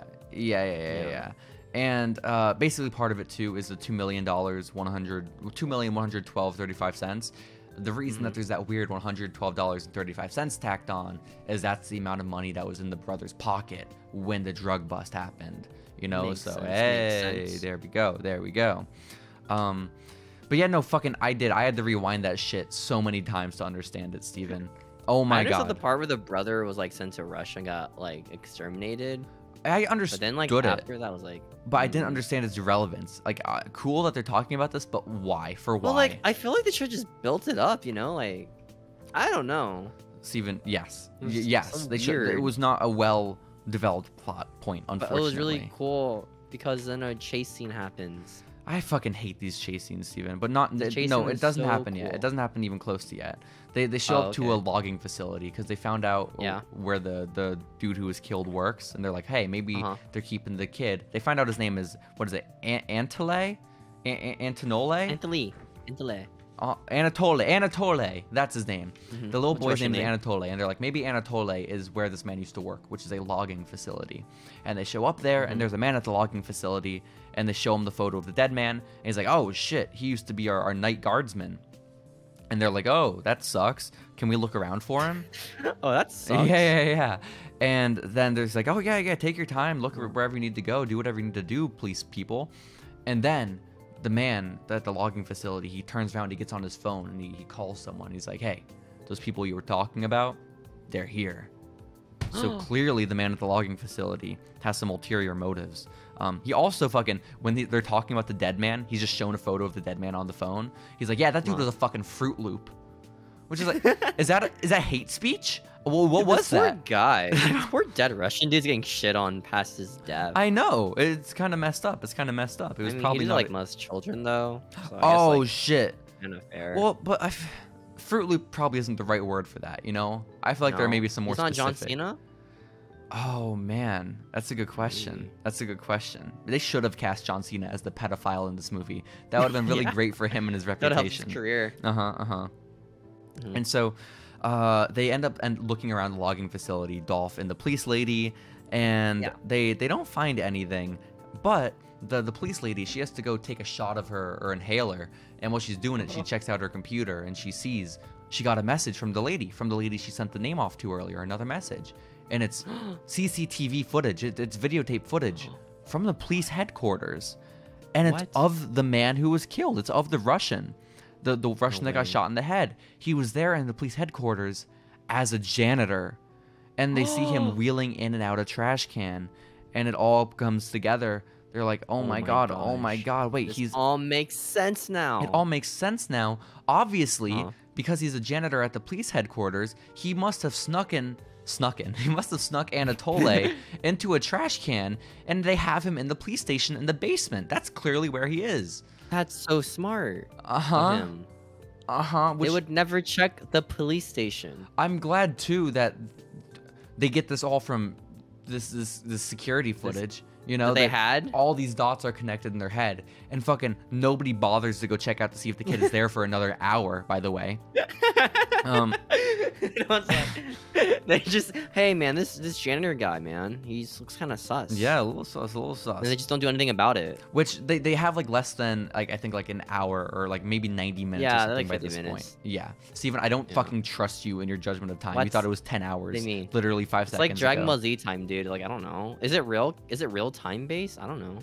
Judging off the Ascension and the Lucha Dragons entrance, I don't think they operate with real world time. You don't think the Ascension get a 7-minute entrance, dude? I unfortunately do not think so. Not for their sake. What do you mean? Yeah. Those guys are so over though. They really were. Steven, they end up being like, oh shit, we need to get to the police station. We need to save Anatole. And they end up getting blocked. Of course they do. They end up getting blocked by 2 vans in the middle of the road, okay? And who emerges from the van? None other Russians. Then some more Russians. You know the one from the beginning of the movie? The one who was choked out of his own pool? That dude's back. And he's like, Dolph, I'm here for my revenge. Which, why they... Shoot him. Yeah, you should have fucking shot him. But why... they pulled up their 2 vans in the middle of the road so Dolph couldn't get by. And then they get out of their vans and they just stand there. Which is the dumbest shit. You can't make yourself more vulnerable than being outside your car. Just like... with Dolph still behind the wheel. He could have easily just run them all over if he wanted to.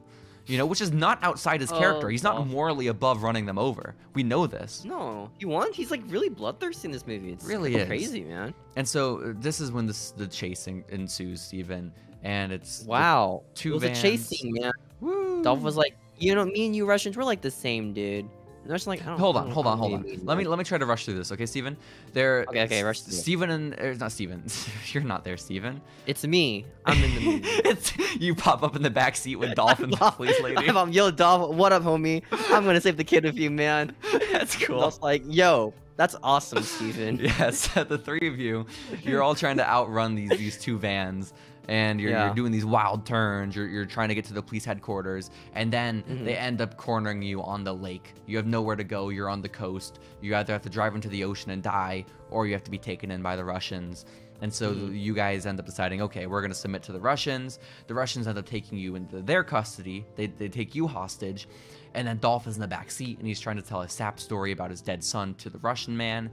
And he's like, oh my gosh, my son died 3 years ago. I was 3 seconds too late. Otherwise, I could have saved him. And so now, because of that, I'm never late to anything ever again. Life is all about timing. It's all about timing. The man once said that. It's all about timing. And the Russian is like, fuck, shut up for one. The Russian is like, what the fuck are you telling me? Yeah, exactly. Why are you telling me this? And also, give a shit. what man are you talking about? What man told you that? And Dolph's like, that's not important right now. And I don't even know what man he was talking about. I have no clue. Kane? I doubt it. I doubt it was Kane. I don't know. Some dude. But Dolph he's fucking cracking jokes. He's like, hey, my timing 3 years ago, that was pretty bad. Talking about his fucking son being killed. His dead child. But your timing right now, it's worse. And Dolph just starts fucking shooting up the entire van that he's in. Like, he kills the man next to him. That was fucking insane. Yeah, he is. And they kill everyone in the car minus the lead Russian, who manages to escape out the passenger door. But then he gets another car. Yeah, so he gets into the other van because of course they have 2 vans. We know this. And then it becomes another chase. There's only one guy in it though. Yeah, they were like, hey man, it's really weird. We got 2 vans. I don't really know fucking why we did this. Can you just take this one back for us? Just the driver, dude. Yeah. He's just driving. And so random van. Now it's back to 2 vans. You know, it's Dolph and Police Lady in one, Russian and driver in the other. And they start shooting at one another. It's really, really crazy. They go back and forth, gunshots, and no one's getting anywhere. They're not able to hit each other. And the Russian man's like, I fucking got the plan. And he pulls out a grenade. He's gonna launch it into Dolph and Police Lady's car. But oh no! No way. Fuck, he just drops it on the floor. He drops the grenade and pulls the pin on his own passenger seat. What if they just close their windows of the car and like the grenade wouldn't go through? Exactly, like Dolph and Police Lady could just close their windows. Yeah. Yeah. Well, it doesn't matter. Again, Russian man drops it on the floor and he blows up his own car. Very cool. That guy had a family. Yeah, he did. We've seen his family. Like, those guys are gonna like mourn for a bit because like you think they're probably not gonna be able to afford that house they live in right now with the pool. No, it's probably like the mob. You know, like they keep each other like protected like, even afterwards. You know, mob like sucks this movie, man. They just kind of get beat up by Dolph. Yeah, like, all of them. No, again, I really would. I would hate to be part of the Russian mob in Seattle in 2016. Yeah, it would not be a fun time. No. But basically, finally, Steven, the coast is clear. They can finally run off and get to the police headquarters and save dear sweet little Anatole before he blows up. They found him. They did. They run into the police station. They go into the basement and they find little Anatole. Yay! And the kid does not talk at all. No, the kid fucking he's also Russian, so you know, whatever. Oh, I guess, yeah. Wait, he can speak English? He asked him, hey, can you speak English, kid? And the kid's like, he just lied. Like he had no clue what was going on. He's been traumatized. He went through so much with this man, you know. Probably. And so he's probably been there for like what, a few days now, right? Oh yeah. Poor kid. As long as Dolph's been getting packages and ignoring them, you know. This is a pile of nothings. Pile of nothing. But when they start looking for Anatole, they have 3 minutes and 40 seconds left. But they find him, and then they start booking it up to the forensics department, okay? Which is like on the top fucking floor of the headquarters, which is cool. And so they end up rushing up there, and they're screaming for everyone to evacuate the building. They're clearing the building because they know a bomb might go off. And then they finally get him up there, and then the forensics lady from earlier gives Dolph like a nitrogen gun or something. And then and they freeze the bomb. Well, yeah, the police lady and forensics lady end up booking it, right? They're like, Dolph's like, hey, you guys leave now, and they do. And then Dolph sprays the nitrogen on the little boy's little explosive vest, so he's able to sort of not defuse it, but to get it off of him without it blowing. Rip it off. Yeah, and so he gets Anatole out of the bomb suit, and he has 30 seconds left as he's trying to do this all. He finally gets the kid's feet out of the bomb vest, and he has 10 seconds left, and the two of them start running for the door. Steven, we cut to the outside. Oh my gosh, and the office explodes. The office explodes. The top floor of the police headquarters. All those police guys like, whoa, that's crazy. A fiery They didn't really react to it. No, they're police. They kind of just looked at an explosion. All that like hard evidence just gone. Like all that. Oh yeah, that was their forensics department. That's a lot of money. Yeah. Yeah, they're kind of fucked. Like they lost all their like DNA samples and stuff. That is tough. That is tough. But you know, a kid was saved, and that's good because emerging from the building as some like folk music starts playing. Dolph Ziggler and a child. Dolph Ziggler and a child. He has saved Anatole's life. Oh my god. Joy, oh probably joy. So many crimes in his entire movie. Countless. He's done more harm than good throughout the course of this movie, has Dolph Ziggler. So many people in this movie. Oh my god. And like what was it? The Sam Roberts like, yo, Dolph, good job, man. And Dolph just like decks him in the face like, hey. Well, no, man. that's not what he said. The little fucking bagel Sam Roberts guy does not say good job. He says, interesting, you knew where the kid was. Like implying that he was fucking still responsible for it, and that's when Dolph fucking decks him. And Kane's like, I didn't see anything, man. And so what does Kane do? Kane is what is his job? Bystander. Okay. Kane, like he doesn't take any actions against like his employees just being assholes, you know? No, he just like Dolph said earlier, he just wants his pension, which I kind of get. Okay. You know, he did all the hard work in his 20s and his 30s. Needs the money. Kane needs to relax now, you know? Yeah, he's got kids, probably. But basically, Dolph punches the shit out of his partner from earlier in the movie, and then he just walks away into the camera. And that's I laughed so hard for this scene where Dolph just walks to the camera, which is a freeze frame with like the country folk music playing in the back. It was Steven, the tracking for this movie was maybe the worst ever. Like, because the movie itself, like, fine production, fine whatever. The music was horrible, and not only was the choice of music horrible, it wasn't. I looked it up. It was all licensed. Not only was the music horrible, but also, whoever fucking added it in post had no clue what they were doing. The dB, the decibels were all kinds of fucked. It was so much louder than it should have been. It was... Dude, the scene with the tattoo shop was so awful, man.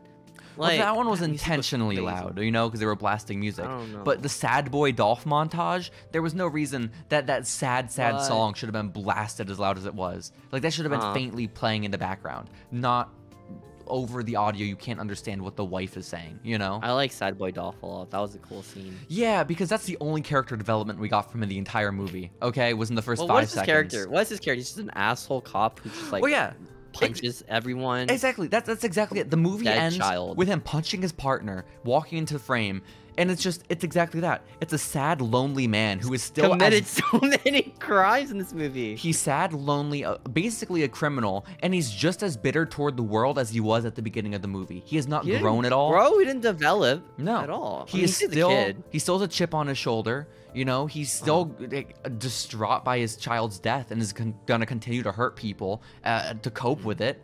Nothing has developed. There was no love arc with Police Lady. You know, Police Lady we never see again after she books it. Like when they're escaping the bomb. She was cheering. At the end. It was like, "Yay, Dolph, you saved the child. Good job." But there's no like arc there. It's just the son Anatole is never reunited with his dad. It's just anticlimactic. Yeah. It's just... That's so sick. Aggressive man. Dolph walking. Yeah. This guy's still in the streets just beating up criminals. I hope he, like, does still lose his job despite saving the child, you know? Well, was he even on duty during the entire movie, or was he just being a vigilante? Obviously, no, he was not on duty, because, well... Yeah, he was just a vigilante, right? Maybe, because didn't he get his gun back, like, after he shot him in the head? Shot the Russian in the head? Maybe something like that. I have no clue.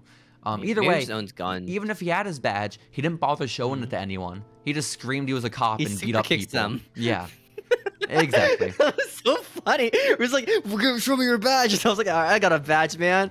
Blah, and just kicks him in the face. Poor Rusev, That's a real man, though, honestly. Like, I was trying to, like, save the day. Like, this poor dude. Steven, you look so fucked up And right now. his wife cucks him, too. Wrapping your arm around whoever that is. Is that, like, fucking Mike Rome? What the hell? That's Dolph? That's cool. Just consoling him. Yeah. That's nice of you. I don't know, man. This movie was a movie. Yeah, it wasn't good. It wasn't bad. Exactly. I'm kind of disappointed this is the one you picked for the first not Lucha Underground the one episode. Scene with Rusev.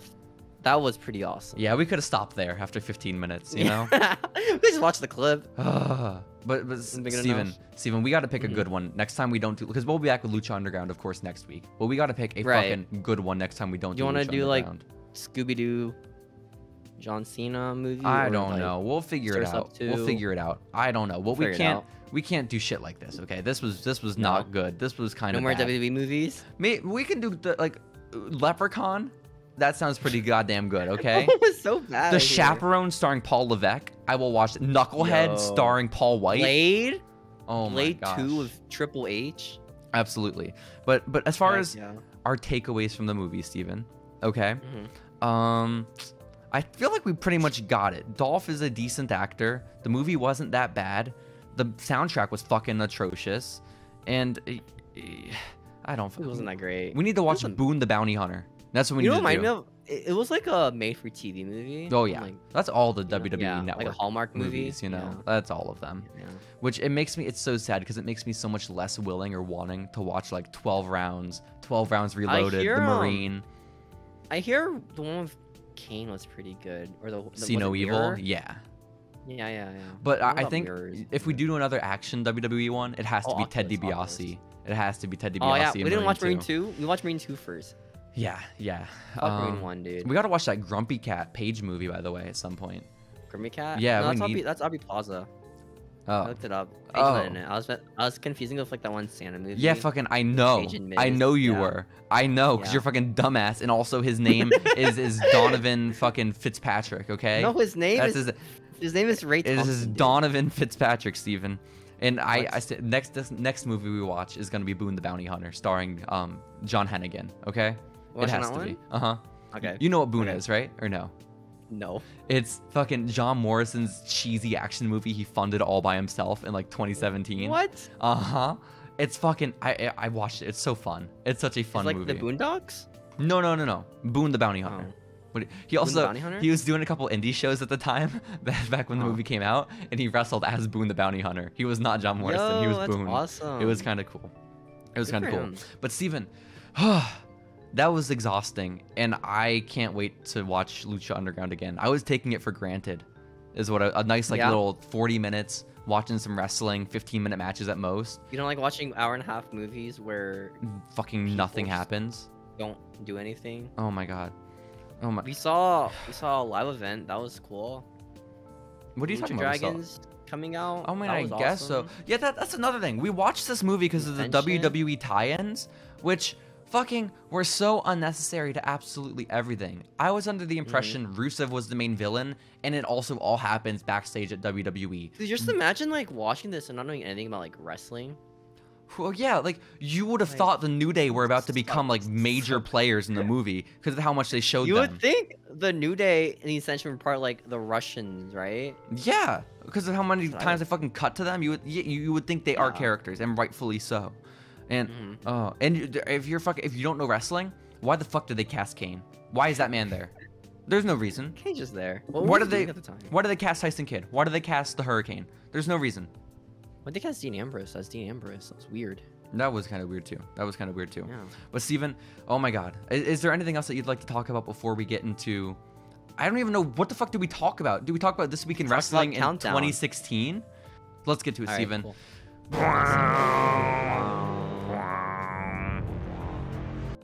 Hey, Steven. Oh, sorry, you're the host. You're the host. My bad. Hey, Jacy. Yeah. What happened this week? Not the week of Control, but the week of this week, as of today. Yeah. What happened this week? What even is today? When's this podcast going up? Like, I have no clue. Like March 18?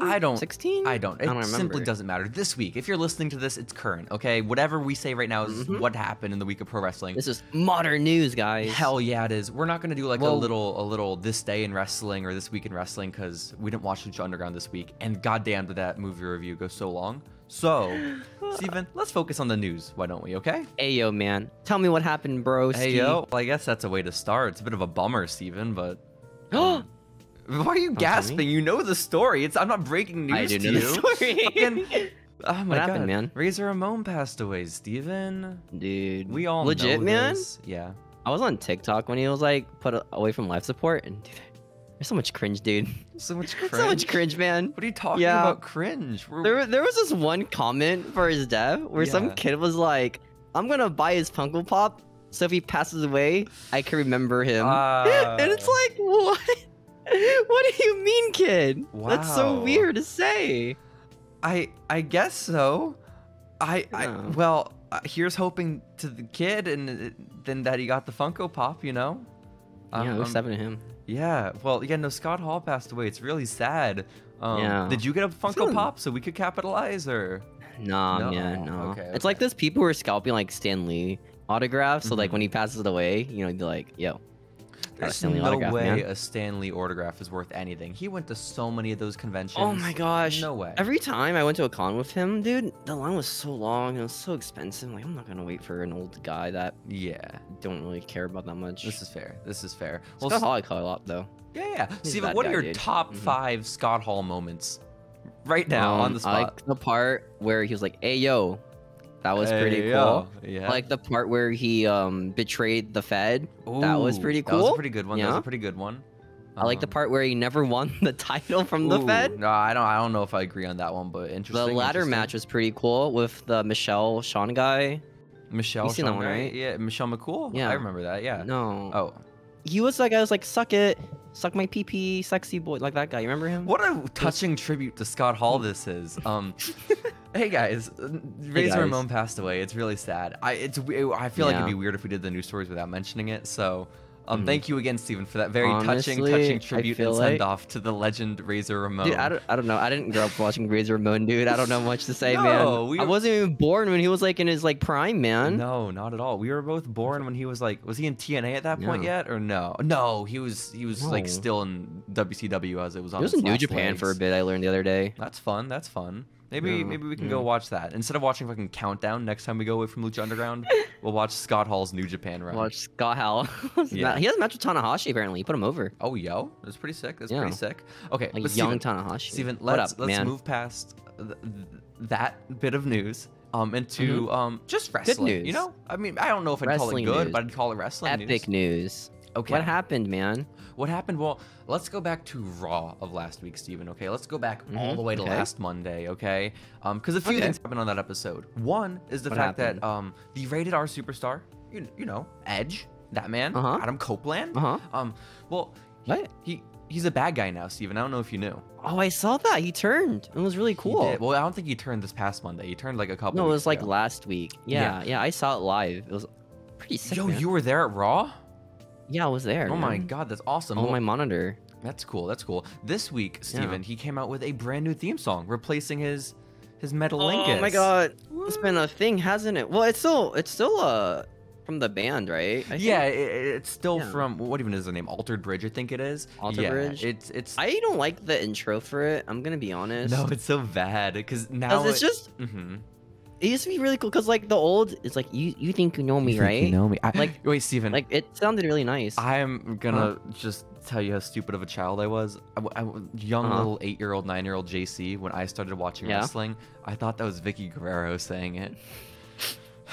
Because they were married at the time, so I thought it was Vicky saying. Why? You think you know me, but it's very obvious. You think you know me? No, that's not what Vicky sounds like. No? I was just an idiot. Yeah. It's okay, man. I also didn't watch the 90s Edge run. Okay. Yeah, because apparently that little voice, that voice at the beginning of his old intro, has been there like since he debuted, which is crazy. Yeah, it's a good sound effect. I think it's sick. Yeah, but now it's replaced with Edge being like, you thought you know me? No, you don't. And then it goes into his song. It's really bad. So corny. Oh. I don't know. I wish they kept the "You Think You Know Me" part, you know, but just change the song because I think the song is pretty nice. Yeah. For him, you know, like I think it's sick. I think so too. Pretty epic. Because the new song's not that bad. Yeah, no, it's just it's like the same song, but just a little bit different. You know, which it's the edgy version, the emo version, and I just don't have the sentimental attachment. The anti. I mean, I think it's a little too late to change his theme. You know what I mean? Like in his career, but I mean, I guess I doubt it's permanent. You know, it's for I'll probably last. Because like you know, Triple H does that too. Triple H has like some other Motorhead songs that he comes out to, and it's not that like the King song. Yeah, like when he was corporate. Triple H, he had a different, or Authority Triple H, he had a different one. So he had Legacy. Yeah, people can pull it off. Not Legacy. Legacy was what no, are you talking about? Triple H was Evolution. Not with the Evolution theme. Ted Jr. and Cody, unfortunately. No, or that one guy from Legacy. Oh, there was the other guy, not DiBiase or Rhodes. I forgot his name. He was like some Samoan dude. No one cared about him. Who cares? But Steven, who cares? Let's talk about one Legacy member in particular, not the one that we forgot. A royal family? Let's talk about a member of wrestling's second royal family. Let's talk about Cody Rhodes, because we're recording this on Friday.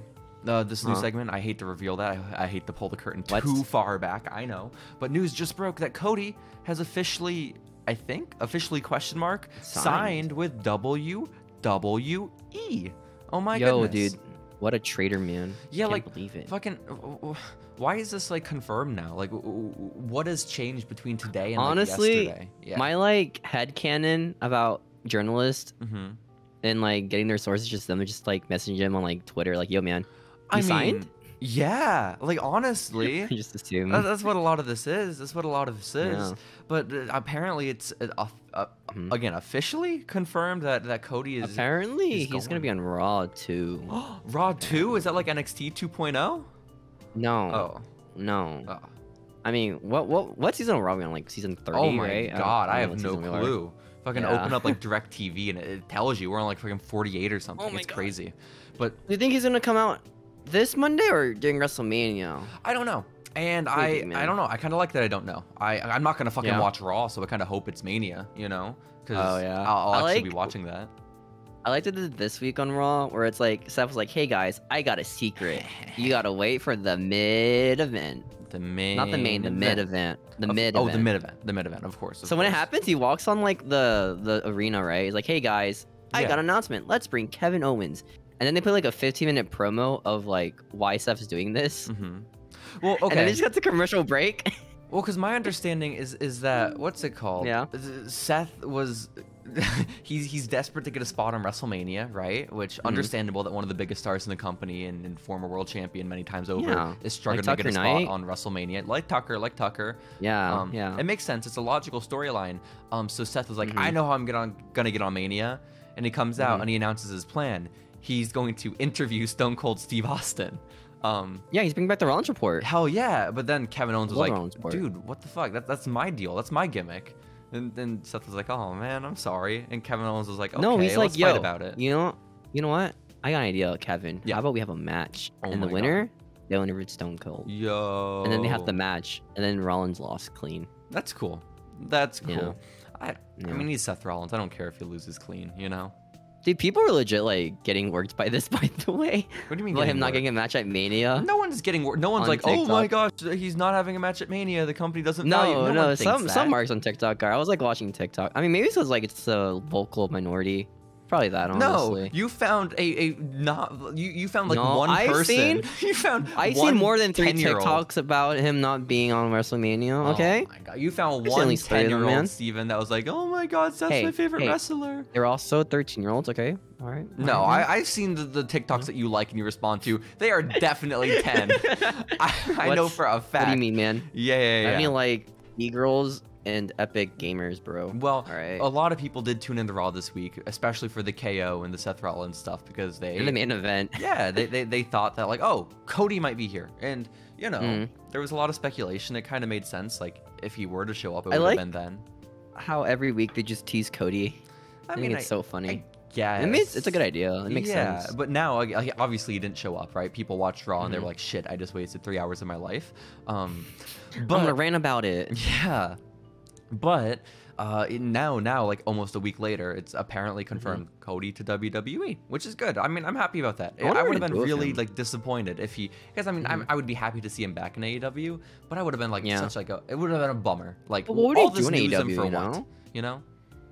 I feel like he was in AEW, which kind of be the same as he was doing, you know? Just kind of just like... I guess, but I was kind of enjoying Cody, just being a fucking maniac on AEW every week. Yeah, it was kind of great. Cody, Mr. Middle of the entrance. Yeah, oh my god, it was incredible. It was incredible. But I don't know, I think it's a good time for him like jump ship right now, right? Because like storyline-wise, like once WrestleMania is done, he's free. You know what I mean? I guess. To like do whatever, yeah. I mean... And he'll get a big pop.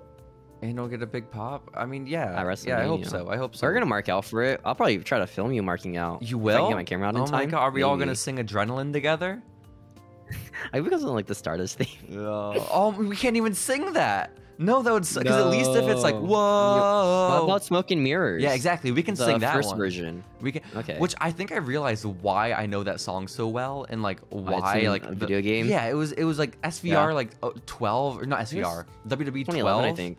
2011. They didn't have a real soundtrack. They just played the wrestlers' theme songs, and it was always just fucking Cody. Cody's theme and Batista's theme was the one I usually got the most. Yeah, let's go. There was some. I mean, it's a banger of a theme. Better than current themes, you know. Current themes just kind of stink in my opinion. I don't know. I don't want to say that. It's just because I'm not emotionally attached to them. People that are like that were 21. None of them have lyrics. AJ Styles is a great one. You know? Oh, that was pre-firing. Oh, you're right. The music dude. CFO dollar sign. You're right. Yeah, my man, CFO money sign. Damn it. Rest in peace, homie. I honestly, I couldn't tell you like, oh, this is a new WWE theme song that is good because I simply don't know. Well, they use production themes now, so. Oh, awesome. It's pretty awesome, yeah. That is so cool, Steven. But you really buried the lead. We're talking about Seth Rollins, but we're not talking about the biggest news story to come out of the week revolving around Seth. Were you? What is the biggest story on not Seth? Watching Late Night with Jimmy Fallon the other night, Steven? Oh my gosh, I saw a TikTok about that too. Oh my gosh, did you see what happened? Oh my gosh, he came out. Seth Rollins did. He was on Jimmy Fallon. This is a big deal. It's the lead up to WrestleMania. That's sick. He was there to promote the show, right? And like, I imagine like give an interview, right? Yeah. Yeah, no, that's a lie. He curb stomped a leprechaun. Yeah, he did not give an interview. He came out and he just stomped on a leprechaun's head, which is cool. You know, imagine just like not knowing who that guy is and just random leprechaun just got curb stomped. No, there's no way like anyone in the crowd at Jimmy Fallon knew who Seth Rollins is. You know, that man's not. Well, because like he was in his gimmick too. Yeah, he was fucking going crazy. You know, like him just like dancing to his I mean, I loved it. Yeah, I was very happy with how it turned out. But fucking nobody knew who that man was. You know, this does not change the fact. It's like when like wrestlers go to like events, like basketball events or like baseball events. Like the one with the AEW one recently. Oh, Thunder Rosa was just at a Spurs game. Yeah. Well, this one had like Britt Baker on it, and she had the title, and she was like doing like hand signs with her AEW gig, and no one gave a crap about him. It was really awkward. They didn't chant DMD with her at the basketball game. No, she chanted DMD. No one chanted back at her. Oh. Pittsburgh sucks. Oh my god. Tony Khan was there too. He was probably screaming it. DMD! Just real so loud. Probably was. So loud. So yeah. Speaking of Britt Baker, man. Oh my gosh. What's crazy? What's that? She's not champion anymore. Yeah, dude, we're not even fucking close to there. Okay? Why are you trying to take the lead on the current event, Steven? Well, I'm the host today, man. Oh my god. I mean, you can host. You want it? I'll give you the hosting permission. No, fuck it. Let's talk about it. Let's talk about it. Yeah. Okay. Yeah. Okay. Thunder Rosa won. She was in San Antonio. It was AEW Dynamite main event, steel cage match. Britt versus Thunder Rosa, nearly a year to the day from when they had their lights out match at the first St. Patty's Slam, and we have a brand new AEW Women's World Champion. I believe the 5th in history. That's crazy. I know. Not really. It's not that crazy. The company's only like 3 years old. Yeah, no, it's a reasonable number of champions. It really is. People were just getting tired of the Brit run. I think everyone was, you know? And it's crazy because now so many people, because I've become an avid wrestling podcast listener again over the past couple months since we started this one. Cringe. And I know it is. But I hear so many people just like shitting all over like Brit and acting like they never liked her. But excuse you, 6 months ago, like everyone still loved Britt. When she bled, right? The picture of her just bleeding, that's when like, this Britt Baker. Well, that was fucking a year and a half ago. That was like when Anna Jay's debut, Steven. That was a while ago. But I mean, like even as recent as like the last pay-per-view when she fought like Ruby Riott, people were still really into Britt Baker, you know? I think so. I don't know. I've been reading comments about the match. Apparently it was like mixed. Like some people really love it. Some people are like against the match not being good. Yeah, it's a little weird. I mean, I watched it and it was a steel cage match where these women just were gonna bleed, which is kind of fucking awesome. But like, it's not gonna be like a beautiful display of like athleticism, you know? It's gonna be just like a fun bloody match. I mean, there was this one part of the match where like Britt just no-sold a powerbomb into thumbtacks. Yo, that was badass. That was pretty badass of her, man. I like the part. Did you see the spot where they were? Because I did watch that match. And did you see the part where Britt was up in the corner with Rosa? Rosa knocked her down, and Britt like spine first onto like 6 or 7 chairs. It was so because the chairs didn't give at all. Britt just like fucking bounced off of it. It was crazy. She like was it ragdoll off of them? Was insane. It was gross. It was gross looking. Insane. But my favorite part of the match is like at the very end when like Britt's going for the lockjaw and Thunder Rosa's trying to escape it, and at one point Thunder Rosa starts biting the hand, so Britt tries to switch to use her other hand for the move instead.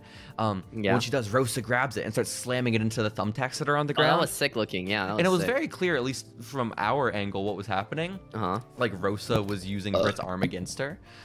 Excalibur did not understand. He said that Britt was slamming Thunder Rosa's hand. I was like, oh no, Britt must have hurt herself on accident. It's like, no, dude. Oh no. This is a pivotal That's part what of the ref match. did in the match. Yeah, Aubrey did slam her hands into the tax. Well, she went for it too. She jumped right into the tax. Oh, like, hell why? yeah. Well, she knew she would get some attention for it, you know? They'd be like, oh my god, look at what a good referee.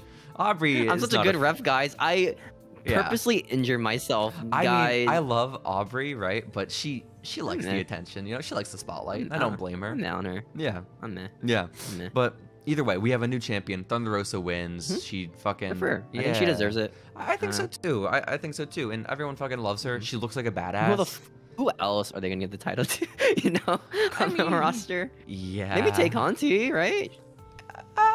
Eventually. But they're maybe. Both, I was about to say they're both good guys, but AEW can do good guy versus good guy. You think Britt Baker is gonna fade into obscurity like the rest of the women's champs? I don't think so because they fucking love that girl. Okay. They're gonna Charlotte her. They're making Charlotte play for She's AEW. definitely gonna be there, Charlotte. There's no doubt in my mind. She's not getting Sheeta. She's not getting Riho. She's gonna win the title like in 2 months from now. Mark my words. Yeah. Dude, I still cannot believe they put Vicky Guerrero with Nyla Rose and just killed her career. That was an insane decision. Like, I still regret I never purchased a T-shirt of them in their bikinis together. That is. What's the T-shirt? Yeah, it was on Pro Wrestling Tees. It was. I forget the Vicious Vixens, I think their name was, and just the two of them at the beach, just so much body on display. It was beautiful. I wouldn't. Would you wear that in public? No, I would wear it maybe exclusively on this podcast, which didn't exist when that shirt came out. Yeah, dude. Now we gotta buy it, man. We do. We have to. I mean, it's Pro Wrestling Tees. You know, they don't take anything down. They do not care about quantity. But okay, Steven. So Thunder Rosa is new champ. But let's talk a little bit more about AEW, okay? Because also on that show, we saw Wardlow have his shot at the TNT championship against... Oh my gosh, I was re-listening to the episode we had last week, right? Why? You fucking mark for yourself? You said... Well, no, I just want to hear the quality so I can, like, you know, tell you, hey, man, this part of the combat sucks. Oh, I see. But, this one part, you're like, hey, they could either make him win the title and do a thing where MJF's like, hey, your contract makes it my title. Yep.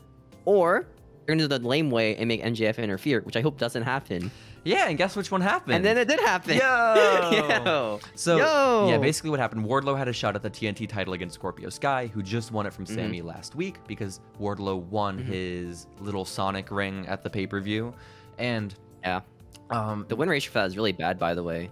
Yeah, it's not great. It's not great. But... it's like, what, 1-2? Something. But Steven, look here, listen. So, during that match... It just became a cluster, you know. It was all the Dan Lambert American Top Team people interfering to help Scorpio, and then Sean Spears came out, and then MJF came out. Wardlow got rolled up, and then he got beat down by everyone. That's the classic, man. The roll up. I guess it just makes I don't get it because if it's part of the story, like if it's in character that any title Wardlow wins right now while he's under contract with MJF and not AEW MJF, would go to MJF. That seems like a really interesting story you're not going to get to tell at any point ever again in the future. Like, it's so unique to this story, like why not tell it? Yeah. I think it would have been sick that would give Wardlow the title. I mean, that is so maybe cool. There's something to them not wanting to take the title off of Scorpio 1 week after his reign started, because like there are some implications there. You know, he's the first Black World champ. Did it happen at Darby or no? I mean, Did that happen at Darby or am I just misremembering? No, Darby lost after I think a few weeks to Rusev. I'm pretty sure. Okay. Or maybe he won it, lost it. He might have had it a couple times, you know. But he definitely had a longer reign than 1 week. Like that is for certain. How big was Sammy's first reign again? Was it like 2 weeks? No, Sammy had it for a while. I thought before he lost. We lost to Cody. Yeah. Everyone's had like a decent reign. No one's had a fucking 1 week reign. I think my time in my head since COVID happened, everything is going so fast, kind of just blurs together. You know? Oh yeah, so much of it, Steven. But no, I felt I think they should have done the route of Wardlow having to relinquish the title to MJF. That's not what they did. Yeah, Wardlow lost. A cool segment next week. And it would have been a good segment. You know? Yeah, I think so. I think so. But instead, just Wardlow looked like a little dork getting beat up by everyone, you know? Little dork sad. man. Little dork Wardlow. It's so sad. But he's so little. I know, he really is. Such a small man. Yeah. But let's talk about an actually Very small man in handsome AEW, if you don't mind, Steven. Marko? Oh, yeah, let's talk about Marko and my Joey man Marko Janela. Stunt. Yeah. Dude, I love how Marko Stunt, right? Mm-hmm. The guy was like Marko Stark, or is it Stunt? It's Stunt, right? What do you? Of course, it's Stunt. I'm kind of like misremembering, but God.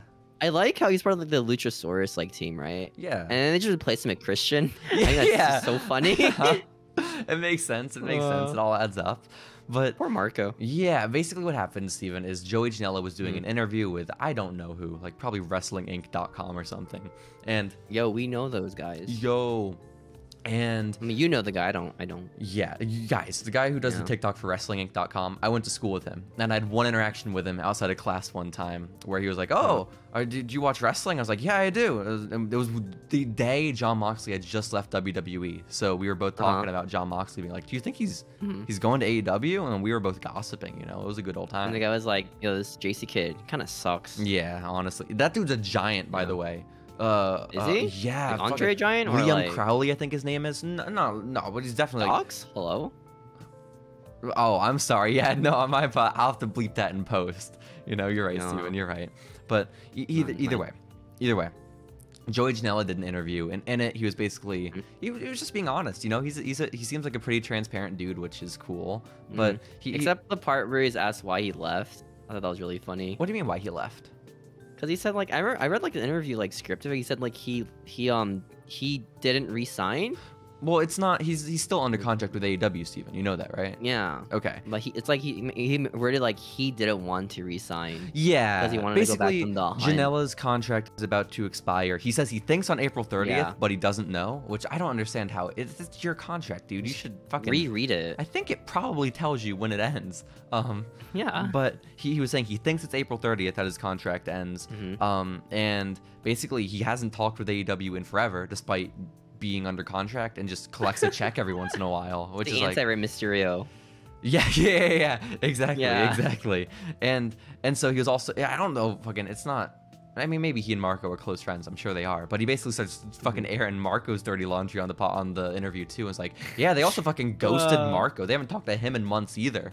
And I was like, that's so sad. Like, damn, that sucks. Poor Marko. I know. Never stood a chance. Yeah, a little bit, but I still think they should have just made him like a chicken shit heel. Little Marko? Yeah. That'd be cool. Well, just too late. Troll man. Fucking, they ghosted him instead, Steven. This is what we got instead. Shame. No, I mean, to be fair Marko. though, when you sign like people like Keith Lee and like CM Punk, you know, yeah, some of these other guys are kind of gonna get lost in the shuffle. Even CM Punk and Keith Lee are lost in the shuffle too. I mean, I don't know about CM Punk. I wouldn't phrase it that way, but I guess so. Yeah. But so I think it's interesting though, just in the sense that like it's really weird that they're not handling their talent better, you know, because it's just a shitty thing to do, right? To have these people under contract, it's theoretically like their dream job, and you're just kind of like ignoring them, or just, and I'm sure it's not malicious, right? It's just like there are so many other people there, so many other things happening, like it's probably hard. And I think that's one of the things Janela said is like he's on good terms with the company. It's just like if he had to make one recommendation. Is he? Doesn't he have like backstage heat for like injuring Eddie Kingston? I don't know, Steven. Fucking. I read that. Were you backstage? Were you there when he injured Eddie Kingston? It was a Twitter post I saw. Oh, dude, Twitter wouldn't lie to me, would they? They wouldn't spread rumors. Well, I'm glad you got the scoops that Joey Janela is not on good terms. Actually, Joey Janela is getting fired. I'm a real journalist, bro. He injured Eddie Kingston. Bro, I'm a real journalist, dude. I get my news from TikTok, man. Oh my god. Oh my god. I understand. So yeah. I think he's on decent terms. Him injuring Eddie Kingston, and I think it was career-ending, the injury, right? If I'm not mistaken. Like Eddie Kingston can't wrestle anymore because of Joey Janela. Yeah, right. No, that's someone else. That's someone else that Joey injured. Another big E guy. Okay. Yeah. But basically, he was saying that the one thing he says about AEW is that he wishes they had like a talent relations person that could like actually manage everyone, which is fair. Like that seemed like a very level-headed criticism, which I appreciate. Do they have like a corporate for AEW or no? I mean, they got Tony Khan. Just him, just doing everything. I mean, it kind of feels that way, you know. It feels a lot like that way. Yeah. But speaking of criticisms of AEW, Steven, Joey Janela wasn't the only one to speak out this week, okay? Who else spoke out Our about boy, the dub? Chavo Guerrero.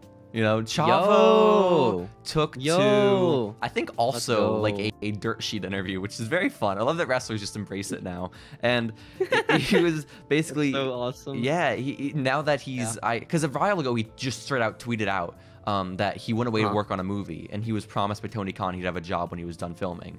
And then AEW just never called him again, and AEW decided to just like. Or not AEW. Chavo decided to put that on Twitter. That's AEW special, baby. Hell yeah. Ghosting you. Hell yeah. And so Chavo was like, yo, that's kind of shitty. And then this week he did an interview, and he was like, yeah, AEW is kind of like a spot fest. And like they don't have enough people like helping their talent like put on matches. And he just, he was being a little bit critical, I think, now that he doesn't have a job, which I think is very funny. I mean, it's fair. Yeah. I think my favorite critique of AEW was Rob Van Dam saying, oh, you mean all petite wrestling? I thought that was so he didn't funny. say that, did he? He did say that. That's so he hilarious. tweeted it out. Oh my god. Yeah. That's awesome. Good for Rob. Good for Rob. I hope he works there. I hope that's his gimmick.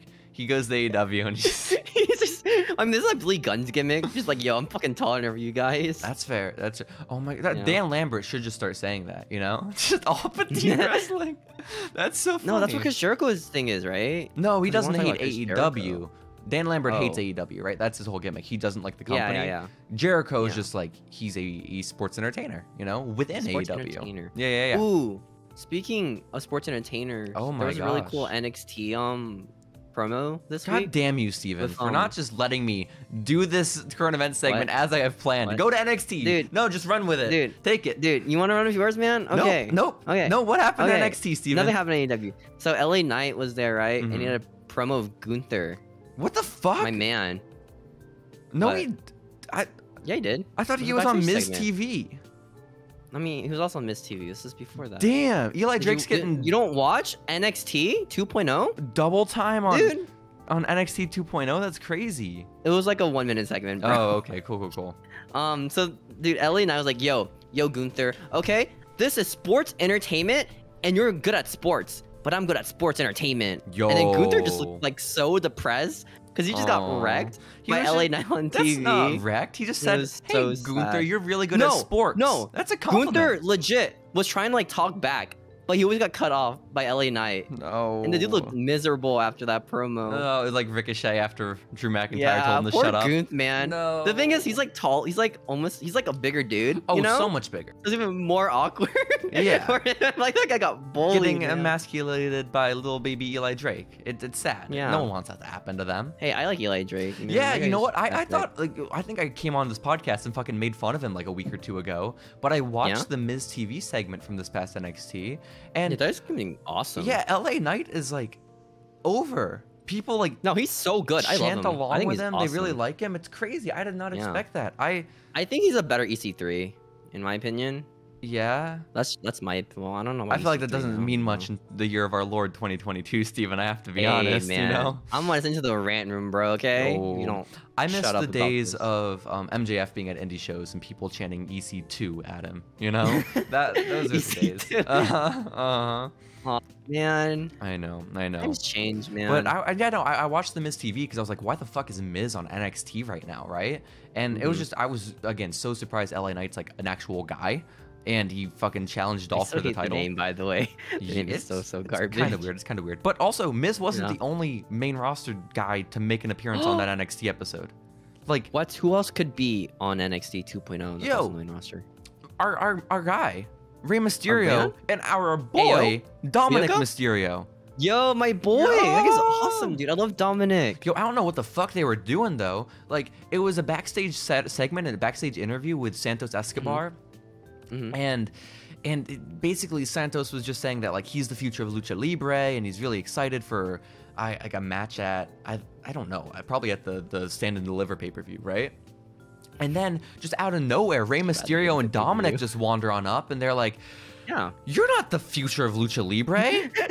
Rey's like, homie, no, this kid Dominik is the future of Lucha Libre. Homie, we don't have a storyline right now, guys. We're here now, all right? Shut up, dude. But it was fucking just insane. Why is Rey Mysterio starting shit with the minor leagues? It makes no sense to me. I mean, yeah, I don't know. Maybe he just hates indie wrestlers. I guess so. He fucking hates King Cuerno. That must be it. That must be it. I wouldn't know. I don't watch Lucha Underground. No, I don't that either. much. It's kind of lame. Yeah, it just weirded me out when I watched it. So yeah, it turned into a match between Dominik Mysterio and Raul Mendoza. Is this his first clean win? I think ever. I don't know, but that's a fucking match made in heaven, Steven. Okay. My boy Dominik, baby. Let's Dominik go. and Raul. Oh my god. Love Dominik, Wrestling dude. peaked this past Tuesday, man. I have to be honest. There's some good wrestling, guys. Five-star Tokyo Dome, man. Hell yeah, but like it went from like a pretty cordial thing where like Rey was like, "You're not the future Lucha Libre. It's gonna be Dominik, right?" And then without the mask, yeah. Yeah, and of course, and then Raul and Dominik fight, and like there's all this distraction. Dominik gets like knocked off the ropes by someone, blah blah blah blah blah.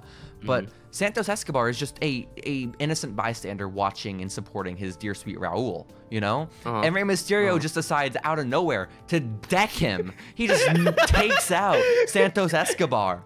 And oh man, Ray, why? Yeah, it provided enough of a distraction for Dominik to win, which is, I guess, good for Dominik. But like, what the fuck, Rey? Rey is turning into an asshole with his age, you know, an old age. It's like that one Road to WrestleMania story where he becomes a heel and gets like a skull on his mask. Oh my god, is that a Road to WrestleMania story? Yeah. That's pretty cool. That's pretty badass. That's almost like, Evan Bourne, you are not my friend anymore. I'm with Jack Swagger. Damn, that's a great Rey impression. The main event was Evan Bourne versus Rey Mysterio. Wow. For the World Heavyweight Championship. Wow. Was it Rey voicing himself, or was it some like voice actor? He was voicing himself, yeah. They got the voice actor, the voice actors for the game are like the actual wrestlers. That's good. That's good. Yeah. I kind of like it. Although there's a secret ending where if you lose the match to Evan Bourne, he will actually be the champion. Matt and I wonder. Yeah, Mr. Matt, the guy who cannot do the shooting star press on his debut. Why don't you do a shooting star press on your debut, Steven? Okay. I'll do it right now, dude. Okay. Do it right now, coward. Do it now. All right. All right. Whoa! Yo, wasn't that sick, that was dude? pretty badass. I'll edit that in post. Yeah. I'll cut this part out. Just like have me just flip around. So yeah, it's PNG of me. Steven, we have one more story from NXT this week that I want to talk about. A lot happened on NXT 2.0 this week.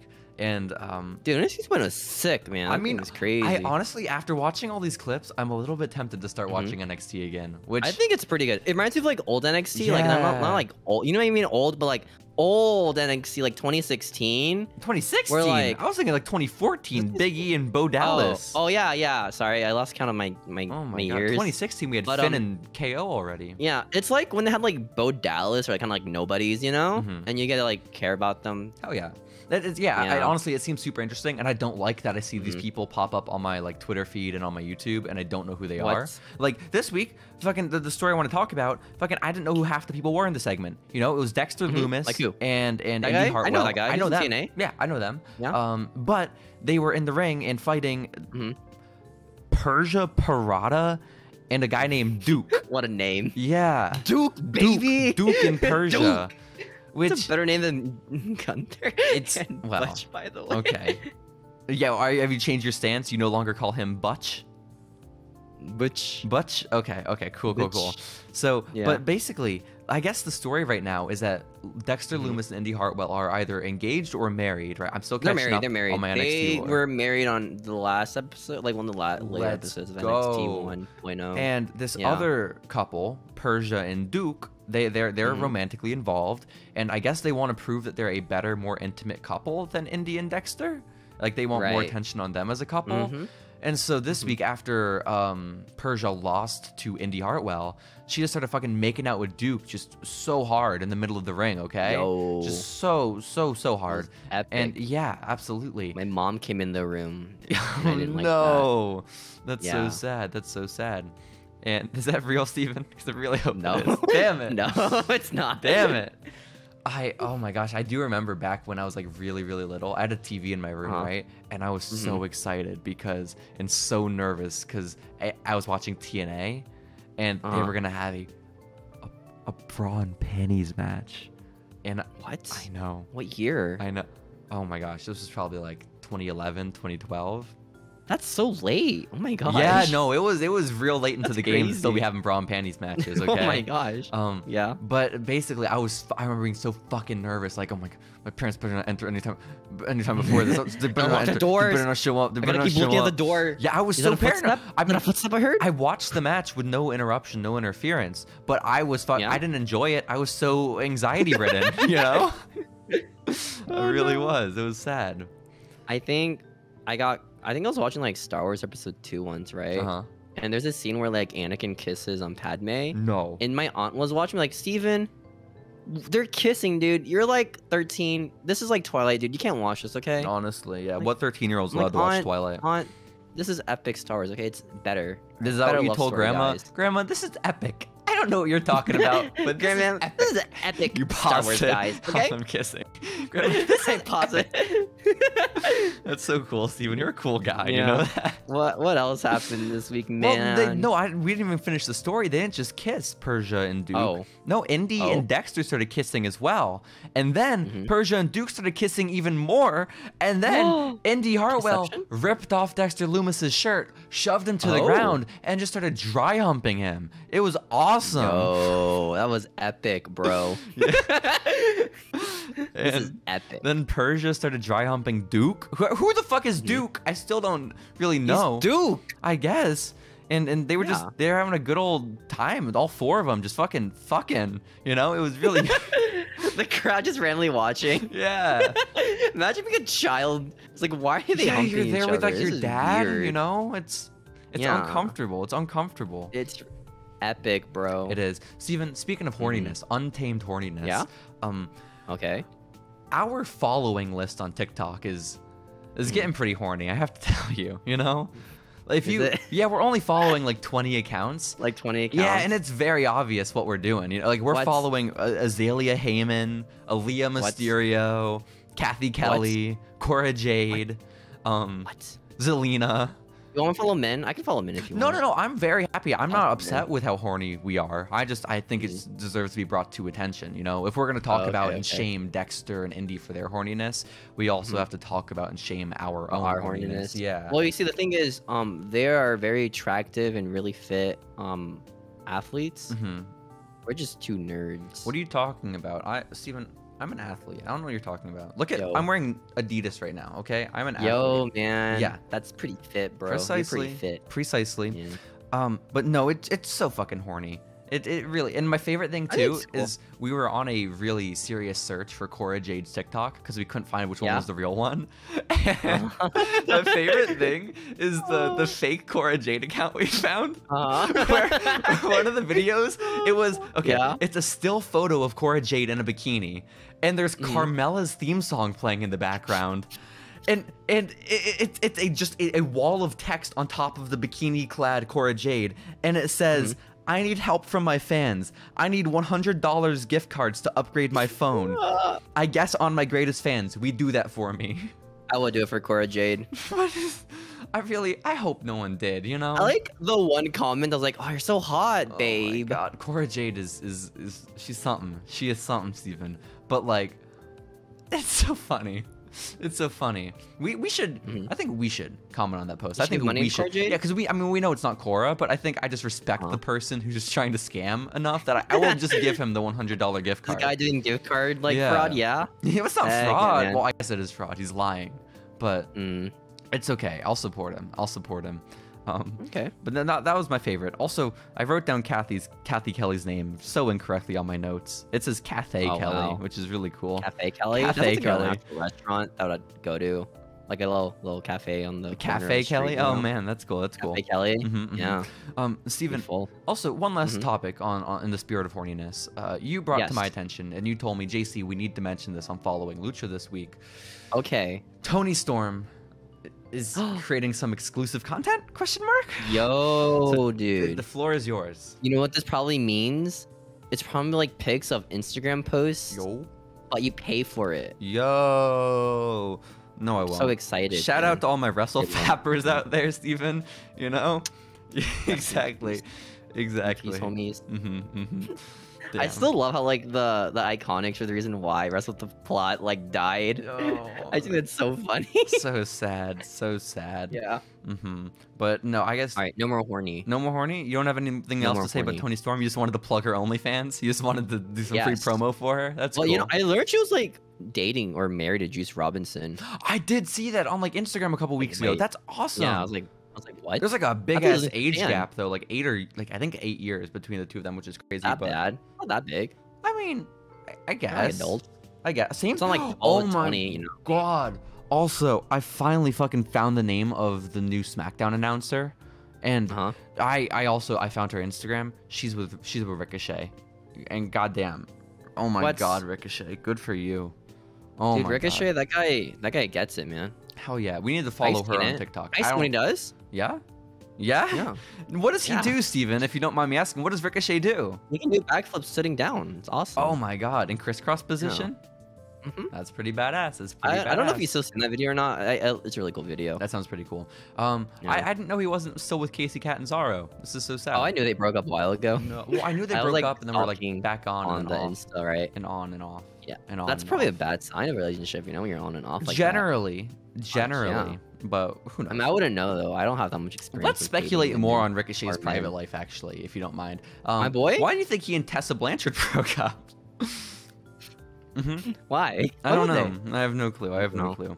But Steven, that is enough. Yeah, I think it's enough horniness for the week. No more horny ever. Okay. We lost our horny pass. No, that sucks. Well, I don't really know where to go from here.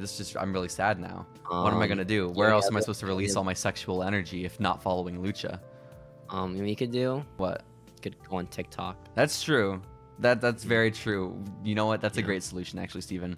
But, okay, this is one of the stories I wanted to get to a little bit earlier, but you decided to just railroad me completely, Steven, and I will forever hold it against you. But I was the host this week, and you just want to interrupt my hosting. You know. You can do, man. You can take over. Our good little buddy, Cesaro. We know what happened to him. He left WWE. Mr. Caesar? Yeah. Mr. Caesar, He left WWE a little while ago, and we've just kind of been waiting to see what he's going to do, right? And what's he doing? Well, I don't think we know specifically yet, but we have an idea about his next step because that man has officially filed for trademark. A couple of phrases. No, actually just one phrase, but for a couple purposes. He filed for CSRO. What? CSRO is what he... How do you spell that? It's all caps CSRO. CSRO. Why is it in all caps? I wish I could tell you. It's trademark all caps? I guess it's all. Well, it's CSRO, right? So it's Cesaro minus two of the vowels. I don't know, but the thing is, he filed it for a few purposes. He has CSRO for merchandise, for entertainment, makes sense. And coffee. Oh, yeah! I actually found Cesaro's TikTok account, right? Yeah. And the guy just likes reviewing coffee places. It's really cool. What? Yeah. Yo. It's like, hey guys, Cesaro? That's pretty badass. I'm glad that you had insight on this, because I was here just so fucking confused. Why did Cesaro file for a coffee trademark? He's really into coffee. Good for him. Like, he'd be like, oh, man, this shit. Oh, sorry, my Tamagotchi. Hang on. What the fuck? I heard like a noise, like, what? Oh my god. Okay, so, No, go back to your Cesaro impression. I need to hear this. So, like, how do we do it again? It was like what, Russian, right? Or like, what do you mean Russian? It's Cesaro. Like, I'm going to beat up Roman Reigns. This is the coffee from New York City. It's pretty good. And then you get like TikTok and say, oh my god, you're Cesaro. That's crazy. He hasn't uploaded a TikTok in a while, but no, we had a couple of them. We got to follow Cesaro on TikTok too. Then we have to make this official. Yeah, I was gonna ask if you want to follow like up, down, or whatever. Fucking why? Yeah, I mean, I don't know. Like, I just want to follow random wrestlers that like I think are funny. Yeah, like Austin Theory. Precisely. That guy deserves my follow, dude. Hell yeah, hell yeah. Love me some Austin Theory. So, while Cesaro is leaving WWE, while Cesaro is no longer there, Steven, we do know there is a new signee to the World Wrestling Entertainment. You can't really phrase it. It's not the World Wrestling Entertainment. It's just the Fed. The Fed. That's right, Steven. There's a new signee to the Fed.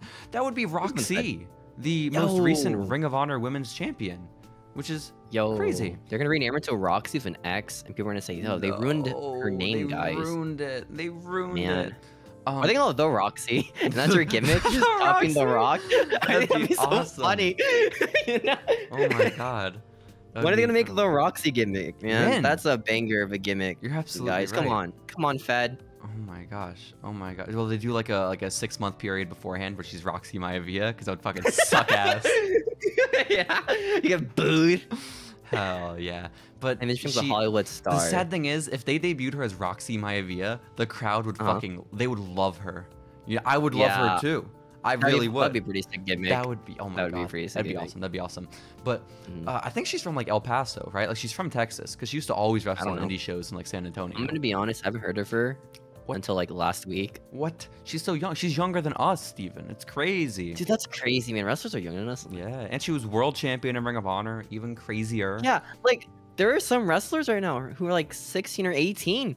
And those guys look jacked. I'm like, man, what am I doing, man? What do you do, Steven? You know? It's your time. It's your time. Get jacked, become a wrestler, take over the Fed. Become the next Marko Stunt? Hell yeah. Let's go. You could take Marko Stunt. Let's be honest. You could take Marko in a fight? Current day Steven could fuck up Marko Stunt. Nah. No doubt in my mind.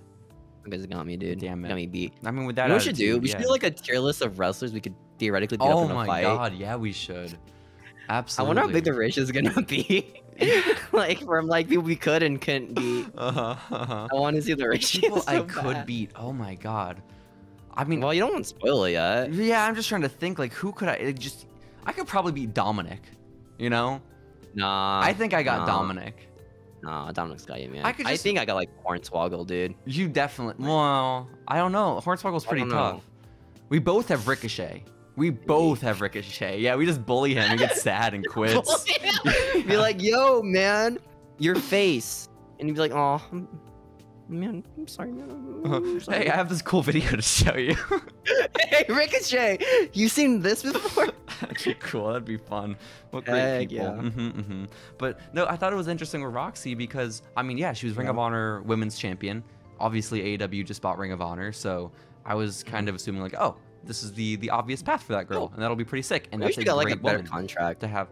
I mean, I'm gonna be fair though. If I was a woman wrestler, I wouldn't want to sign AEW. No, honestly, that's a good point. You know, like I really wouldn't either, cause like they Soho, you know. Yeah. Well, it's like they just don't have a great track record. You know, like they have great people. Like Sheeta was Britt Baker. Yeah, Britt Baker is doing great. Britt Baker's killing it. Sheeta was awesome when she was champion. You know. Riho was killing it when she was champion. Nyla was kind of killing it when she was champion. But like, but they don't do anything. Thunder Rosa is legitimately like the only person. She and Britt Baker are the only two women with staying power, and it's crazy. It's crazy. I'm gonna take Conti. I feel like they might build up Tay Conti. Yeah, right? she could get somewhere soon, maybe. I hope. Yeah, I mean, she's. Oh wait, who's the TBS champion again? I think they're building her too. Scorpio Sky. Oh, you mean Jade Cargill? Yeah, Jade is great. Dude, you ever seen the picture of Jade at the PWI Awards next to like Kenny Omega? Oh, she's so tall. She's like yoked AF, and Kenny just looks like a geek in like a sweater. Kenny kind of always looks like an image sometimes, geek in a sweater, you know? Oh, no, I feel like Kenny in like New Japan was really hot in a track. You know, I would say. I don't know. I feel like just whenever he talked, New Japan was the ideal environment for Kenny because I wouldn't have to hear him talk, and when he did, it was in Japanese. So he would speak Japanese to get the crowd happy. Hell yeah, hell yeah. But no, I don't. But yeah, no, Jade. That's a great point. Jade is a great woman that AEW is like built organically. That is good for her. Yeah, and Serena Deeb even. Serena's doing great too. But like, again, these are all women that have emerged in the last 6 months out of the how many years AEW's been a thing now, so it's kind of tough. What about Sky Blue? I miss Sky Blue. Yo, what is going on with Sky Blue? She's probably on Dark or something, you know? Dark Elevation, maybe. But with Rok-C, yeah, no, I think WWE is probably the right move. I have no clue. If she's in. I think it is. Yeah. I think they might. Well, she's really young too, so it's like I think they really want like younger female wrestlers too. I assume because they go for much longer. There are so many fucking young women on NXT 2.0 that I just don't know, Steven. Like legit, I just don't know who any of them are. Dude, it's gonna be weird when we're like in our mid-20s and like they sign like an 18-year-old and like, dude, what happened to our lives? Where do we go astray, Steven? I don't know. I don't know. It'll be weird. Yeah. It will be weird, but Rok-C is with WWE, and that's pretty cool. Good for her. Cool. Yeah. But let's go outside of Red. of the major companies. Let's go outside WWE. Okay. Let's go outside AEW, and let's We're in turn TNA? our attention. No, fuck TNA. No? Let's turn our. I'm sorry, I don't mean that TNA. Let's turn our attention to Control Your Narrative. Yo, my boys. Love them, guys. I legit can't tell if it's a troll or not. It is. Or if they're taking it serious. It is? Okay. It is to an extent. Like, I think because what the big news with Control Your Narrative this week is they released their rules of CYN, right? They released like their 16 rules of the promotion, and the first two are you are in control, which is cool. That's awesome. One of the rules is that there are no super kicks, tope suicidas, or Canadian destroyers allowed. I mean, they can't really do the outside dives because they wrestle at Chili's. Yeah, it'd be tough. It'd be pretty kind of tough. But my favorite rule was the one where they misspelled the word two. How do they do that? On the official graphic, it's 2 O's instead of 1. And this is my hope. This is my hope. Is that I think even the spelling error was probably intentional. Yeah, and you think? Even if it's unintentional and it's just them making a dumb mistake, that's hilarious. That's awesome. But if it was intentional, then it's actually pretty clever, and I kind of enjoy it. It's like that one meme, you know? where it's like, "Ha, guys, I'm stupid," and the other people are like, "Okay," and the guy's like, "I was only pretending to be stupid, guys." Yo, I fooled you. Fucking get worked, brother. Damn. Get worked, bro. I don't know. I was watching TikToks about Control Your Narrative because it's pretty big on TikTok. Cool. And so are we. Really Following Lucha and Control Your Narrative. We're on the same page, honestly. Yo. Love them. I shouldn't say that I love them. No, I really, I don't. Have you seen the video of the rant room? The little preview we got? Hell yeah, it was EC3, and he was saying only one person was man enough to step into the rant room. Austin, and the rant room's like a janitor's closet. Here. Yeah, it was. The fucking... there's no reason for me to get upset about it or talk about it, because it's obviously just like... It's all the bait people, which is like, that's the whole point. And it's working. And it's working really well. It's working so well for them. And like, I'd rather just like, I don't know, it's funny, let's talk about it, but like, at the same time... Like, they started a whole like business company now, like startup. Good for them, man. I mean, good for them, but also it's like kind of shitty. I don't like what they're doing, you know? Like... You don't like them working you? Oh no, I don't like them hiring like Austin Aries. I think that's kind of lame, you know? But he eats bananas. He does eat bananas, and that's a good point that I should probably consider more often. I like how like in the comments I was like, of course Austin Aries is gonna be the one complaining. Complaining? I thought he was the one getting yelled at in the rant room. No, he was the one ranting, I think, right? Or he paid $100 so we could yell at the Eric Rowan? That's fucked up. No, it was EC3's yelling at, I assume. No, I think you misinterpreted all of it, Steven. I promise you misinterpreted. One fan paid for the rant room and he chose Austin Aries. EC3 was sending Austin Aries into the rant room to be yelled at. It was very obvious. I don't know how you misinterpreted it, but it's okay, man. Alberto Patron like works there, dude. Like Alberto?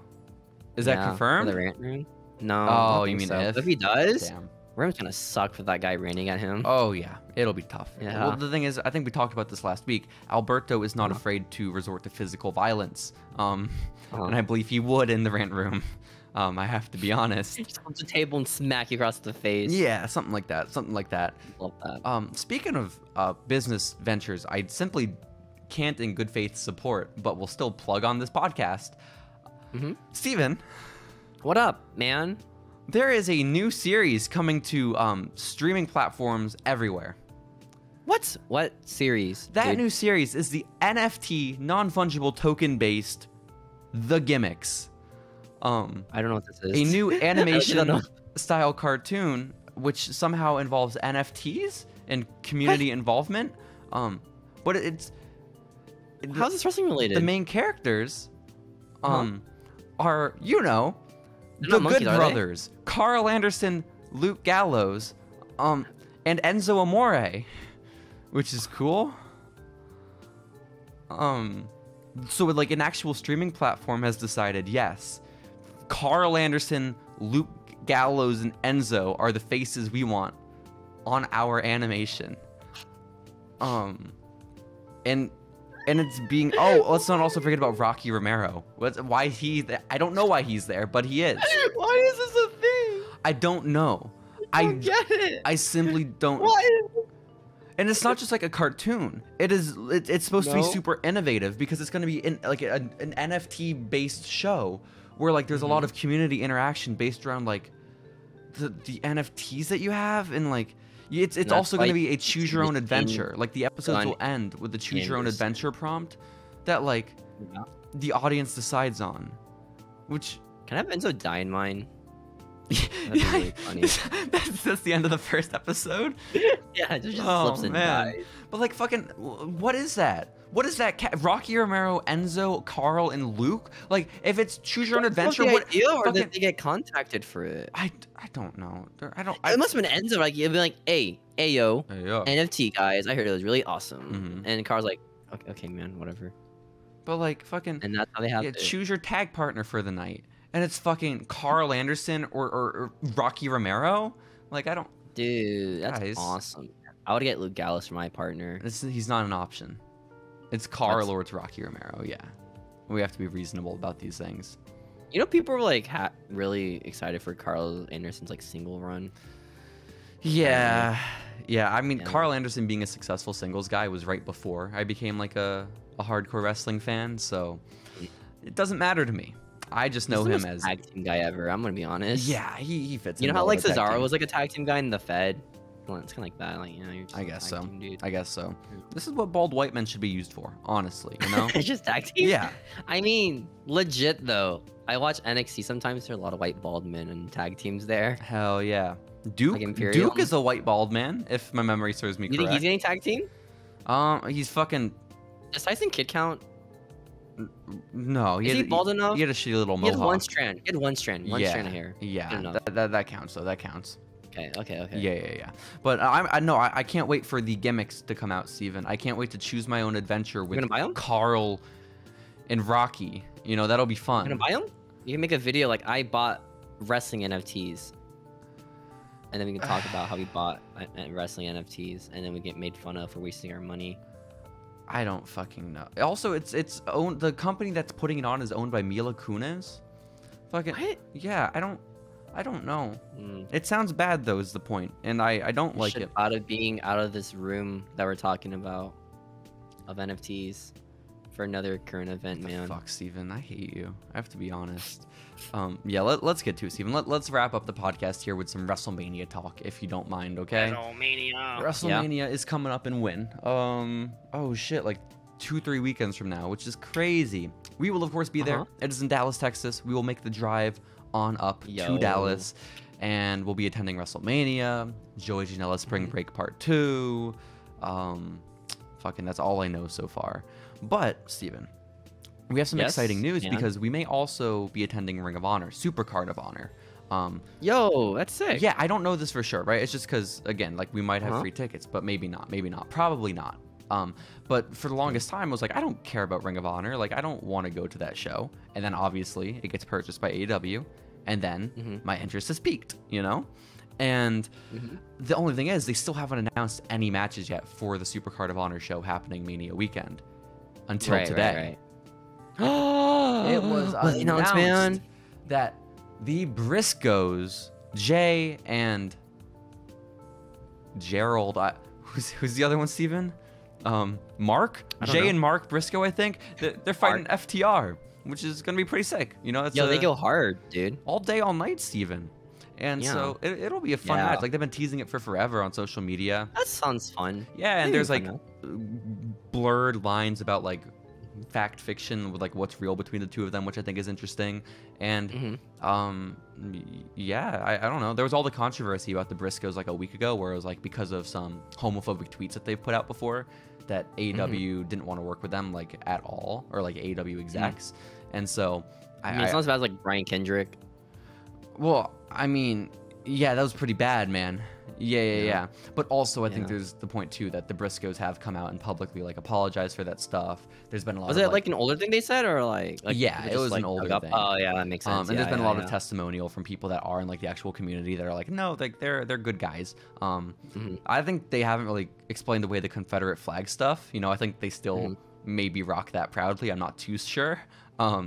But other than that, yeah, them and FTR should be like a really fun match. I think it'll be dope. Yo, you know what's cool? What's cool? I didn't read the article or watch the interview, so maybe he's like misquoting Mr. Mr. Dude who was recently debuting in AEW. Do you know what his name is? It's debuting. I just want to make it clear. Okay, good. Yeah. But Mr. Jeff Harvey went on a public, I think, podcast interview or something like that, where like he revealed why he left. Everything to Wrestling Inc. Let's attribute it all to Liam Crowley. Yeah. All right. Yeah. Apparently, like the guy was like, "Hey, so when I was wrestling here, I just didn't felt like I was being pushed enough. I was being used to push over young talent. I felt like a ghost in this match." And he just dipped, I guess. Yeah, it was just during a house show, and Jeff Hardy was like, "Hey guys, I'm leaving," and he it's a good way to leave, man. Yeah, you know? he left. And then when he was offered a Hall of Fame spot, he's like, "Yo, what the fudge, bro? Okay, you didn't induct my bro Matt too? Like, what the heck?" That's my interpretation. Wow, that's a beautiful interpretation. Yeah.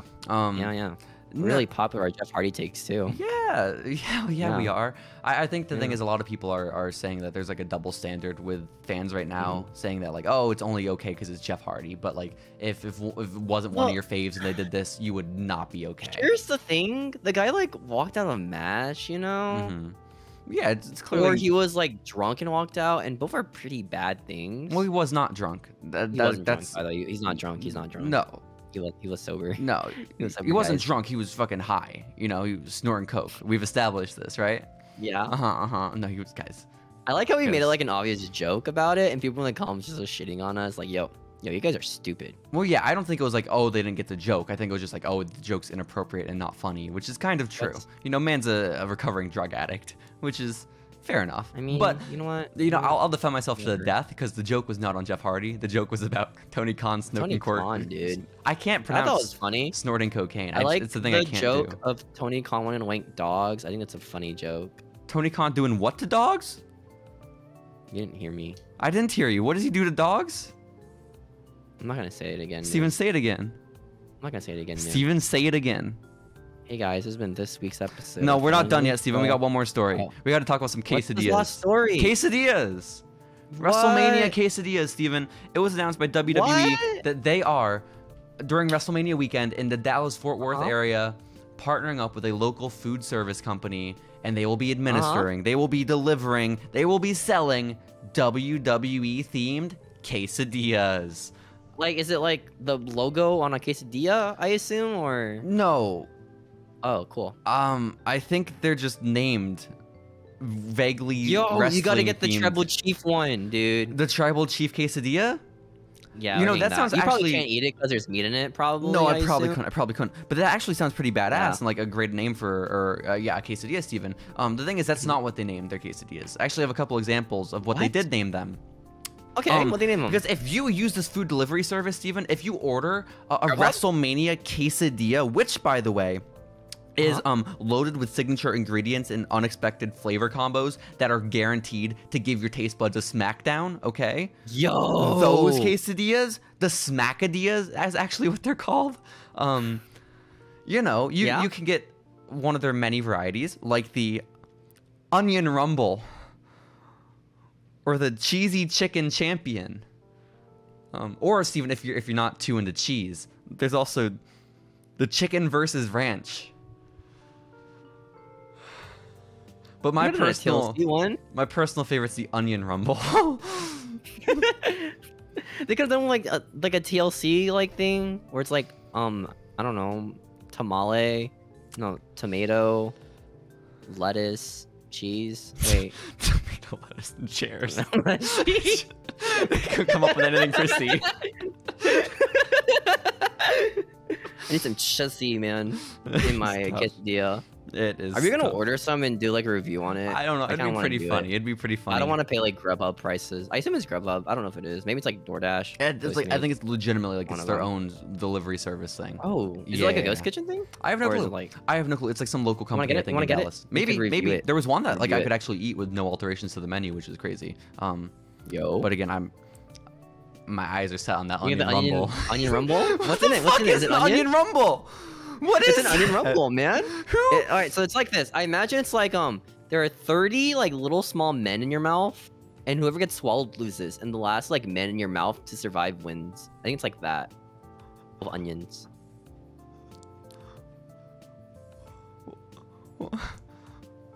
What? I don't think you want it anymore, man. You don't want 30 minutes? I don't think I want the Smackadilla anymore. I gotta be honest. They could have gone on Raw. Come on. Raw I want a raw Smackadilla. quesadilla. I want a raw quesadilla, bro. Wow. Wow. Steven, I can't wait. I can't wait to feast on all the Smackadillas WrestleMania weekend. This is honestly, I don't fucking, who cares about Ring of Honor? Who cares about Mania? Who cares about Stand and Deliver? I'm there for the fucking quesadillas. You think we're gonna get special boxes and bags we can keep? I really hope so. That would make it like honestly so worth it. I still have my old like 7-Eleven cups that were WWE themed. The Slurpee cups with like the wrestlers on the straws. I wanted to get like 7-Eleven cups of that, but we didn't have 7-Eleven in the city we lived in at the time. Legitimately, I would have to get them when my sister would have like soccer games and stuff. Whenever we would go to a 7-Eleven, we would stop and we would get wrestling cups. We wouldn't. Dude, my mom wouldn't let us drink Slurpees, so we would just go in and ask the employees for the cups. Can I just have the cup? Yeah, and they were often very nice. They didn't give you a discount, or you still have to pay like the $1.29? I don't know. I was like 8 or 9. I wasn't shilling out the cash at the time. That was on mom and dad. Should have learned, man. I know. But what were you saying, Steven? What were you saying? What was I saying? I cut you off. Oh yeah, I was really happy 7-Eleven was opened in our city. I was like, swick. I heard about how cool it was in other cities, and then when I went in, I was like, oh, it's just a gas station. Yeah, it is. But it has pretty colors. It's green and orange, which is nice. I hear like they're really cool in other countries. 7-Eleven. Like in Japan, particularly, you know, they have like beautiful chicken. You can buy like fried chicken there and stuff like that. One day, Following Lucha takes Japan, right, Steven? Yeah. Yo, Steven, that's what we should do. Next vacation, we're going to fucking Japan to watch wrestling. You know? Yo. We're taking everyone with us also. We're making them watch wrestling. The gangs who don't even watch wrestling. Heck yeah. I'm excited for the Dallas trip. Honestly, that sounds exciting. Yeah, it'll be fun. It'll be very fun. So Steven, TikToks. I think it's about time we ride off into I can't say that. Stone Cold says that. I think it's about time we wrap up this episode of Following Lucha. Thank you again for having us watch Countdown this week. That was a really wonderful experience that I think everyone enjoyed. Yes. And next week though, we'll be back with another episode of Lucha Underground that we're reviewing. Otherwise, is there anything you'd like to say to the audience before we bid them adieu, to quote the great Kenny Omega? Are you ready for this? Bye, guys. Bye.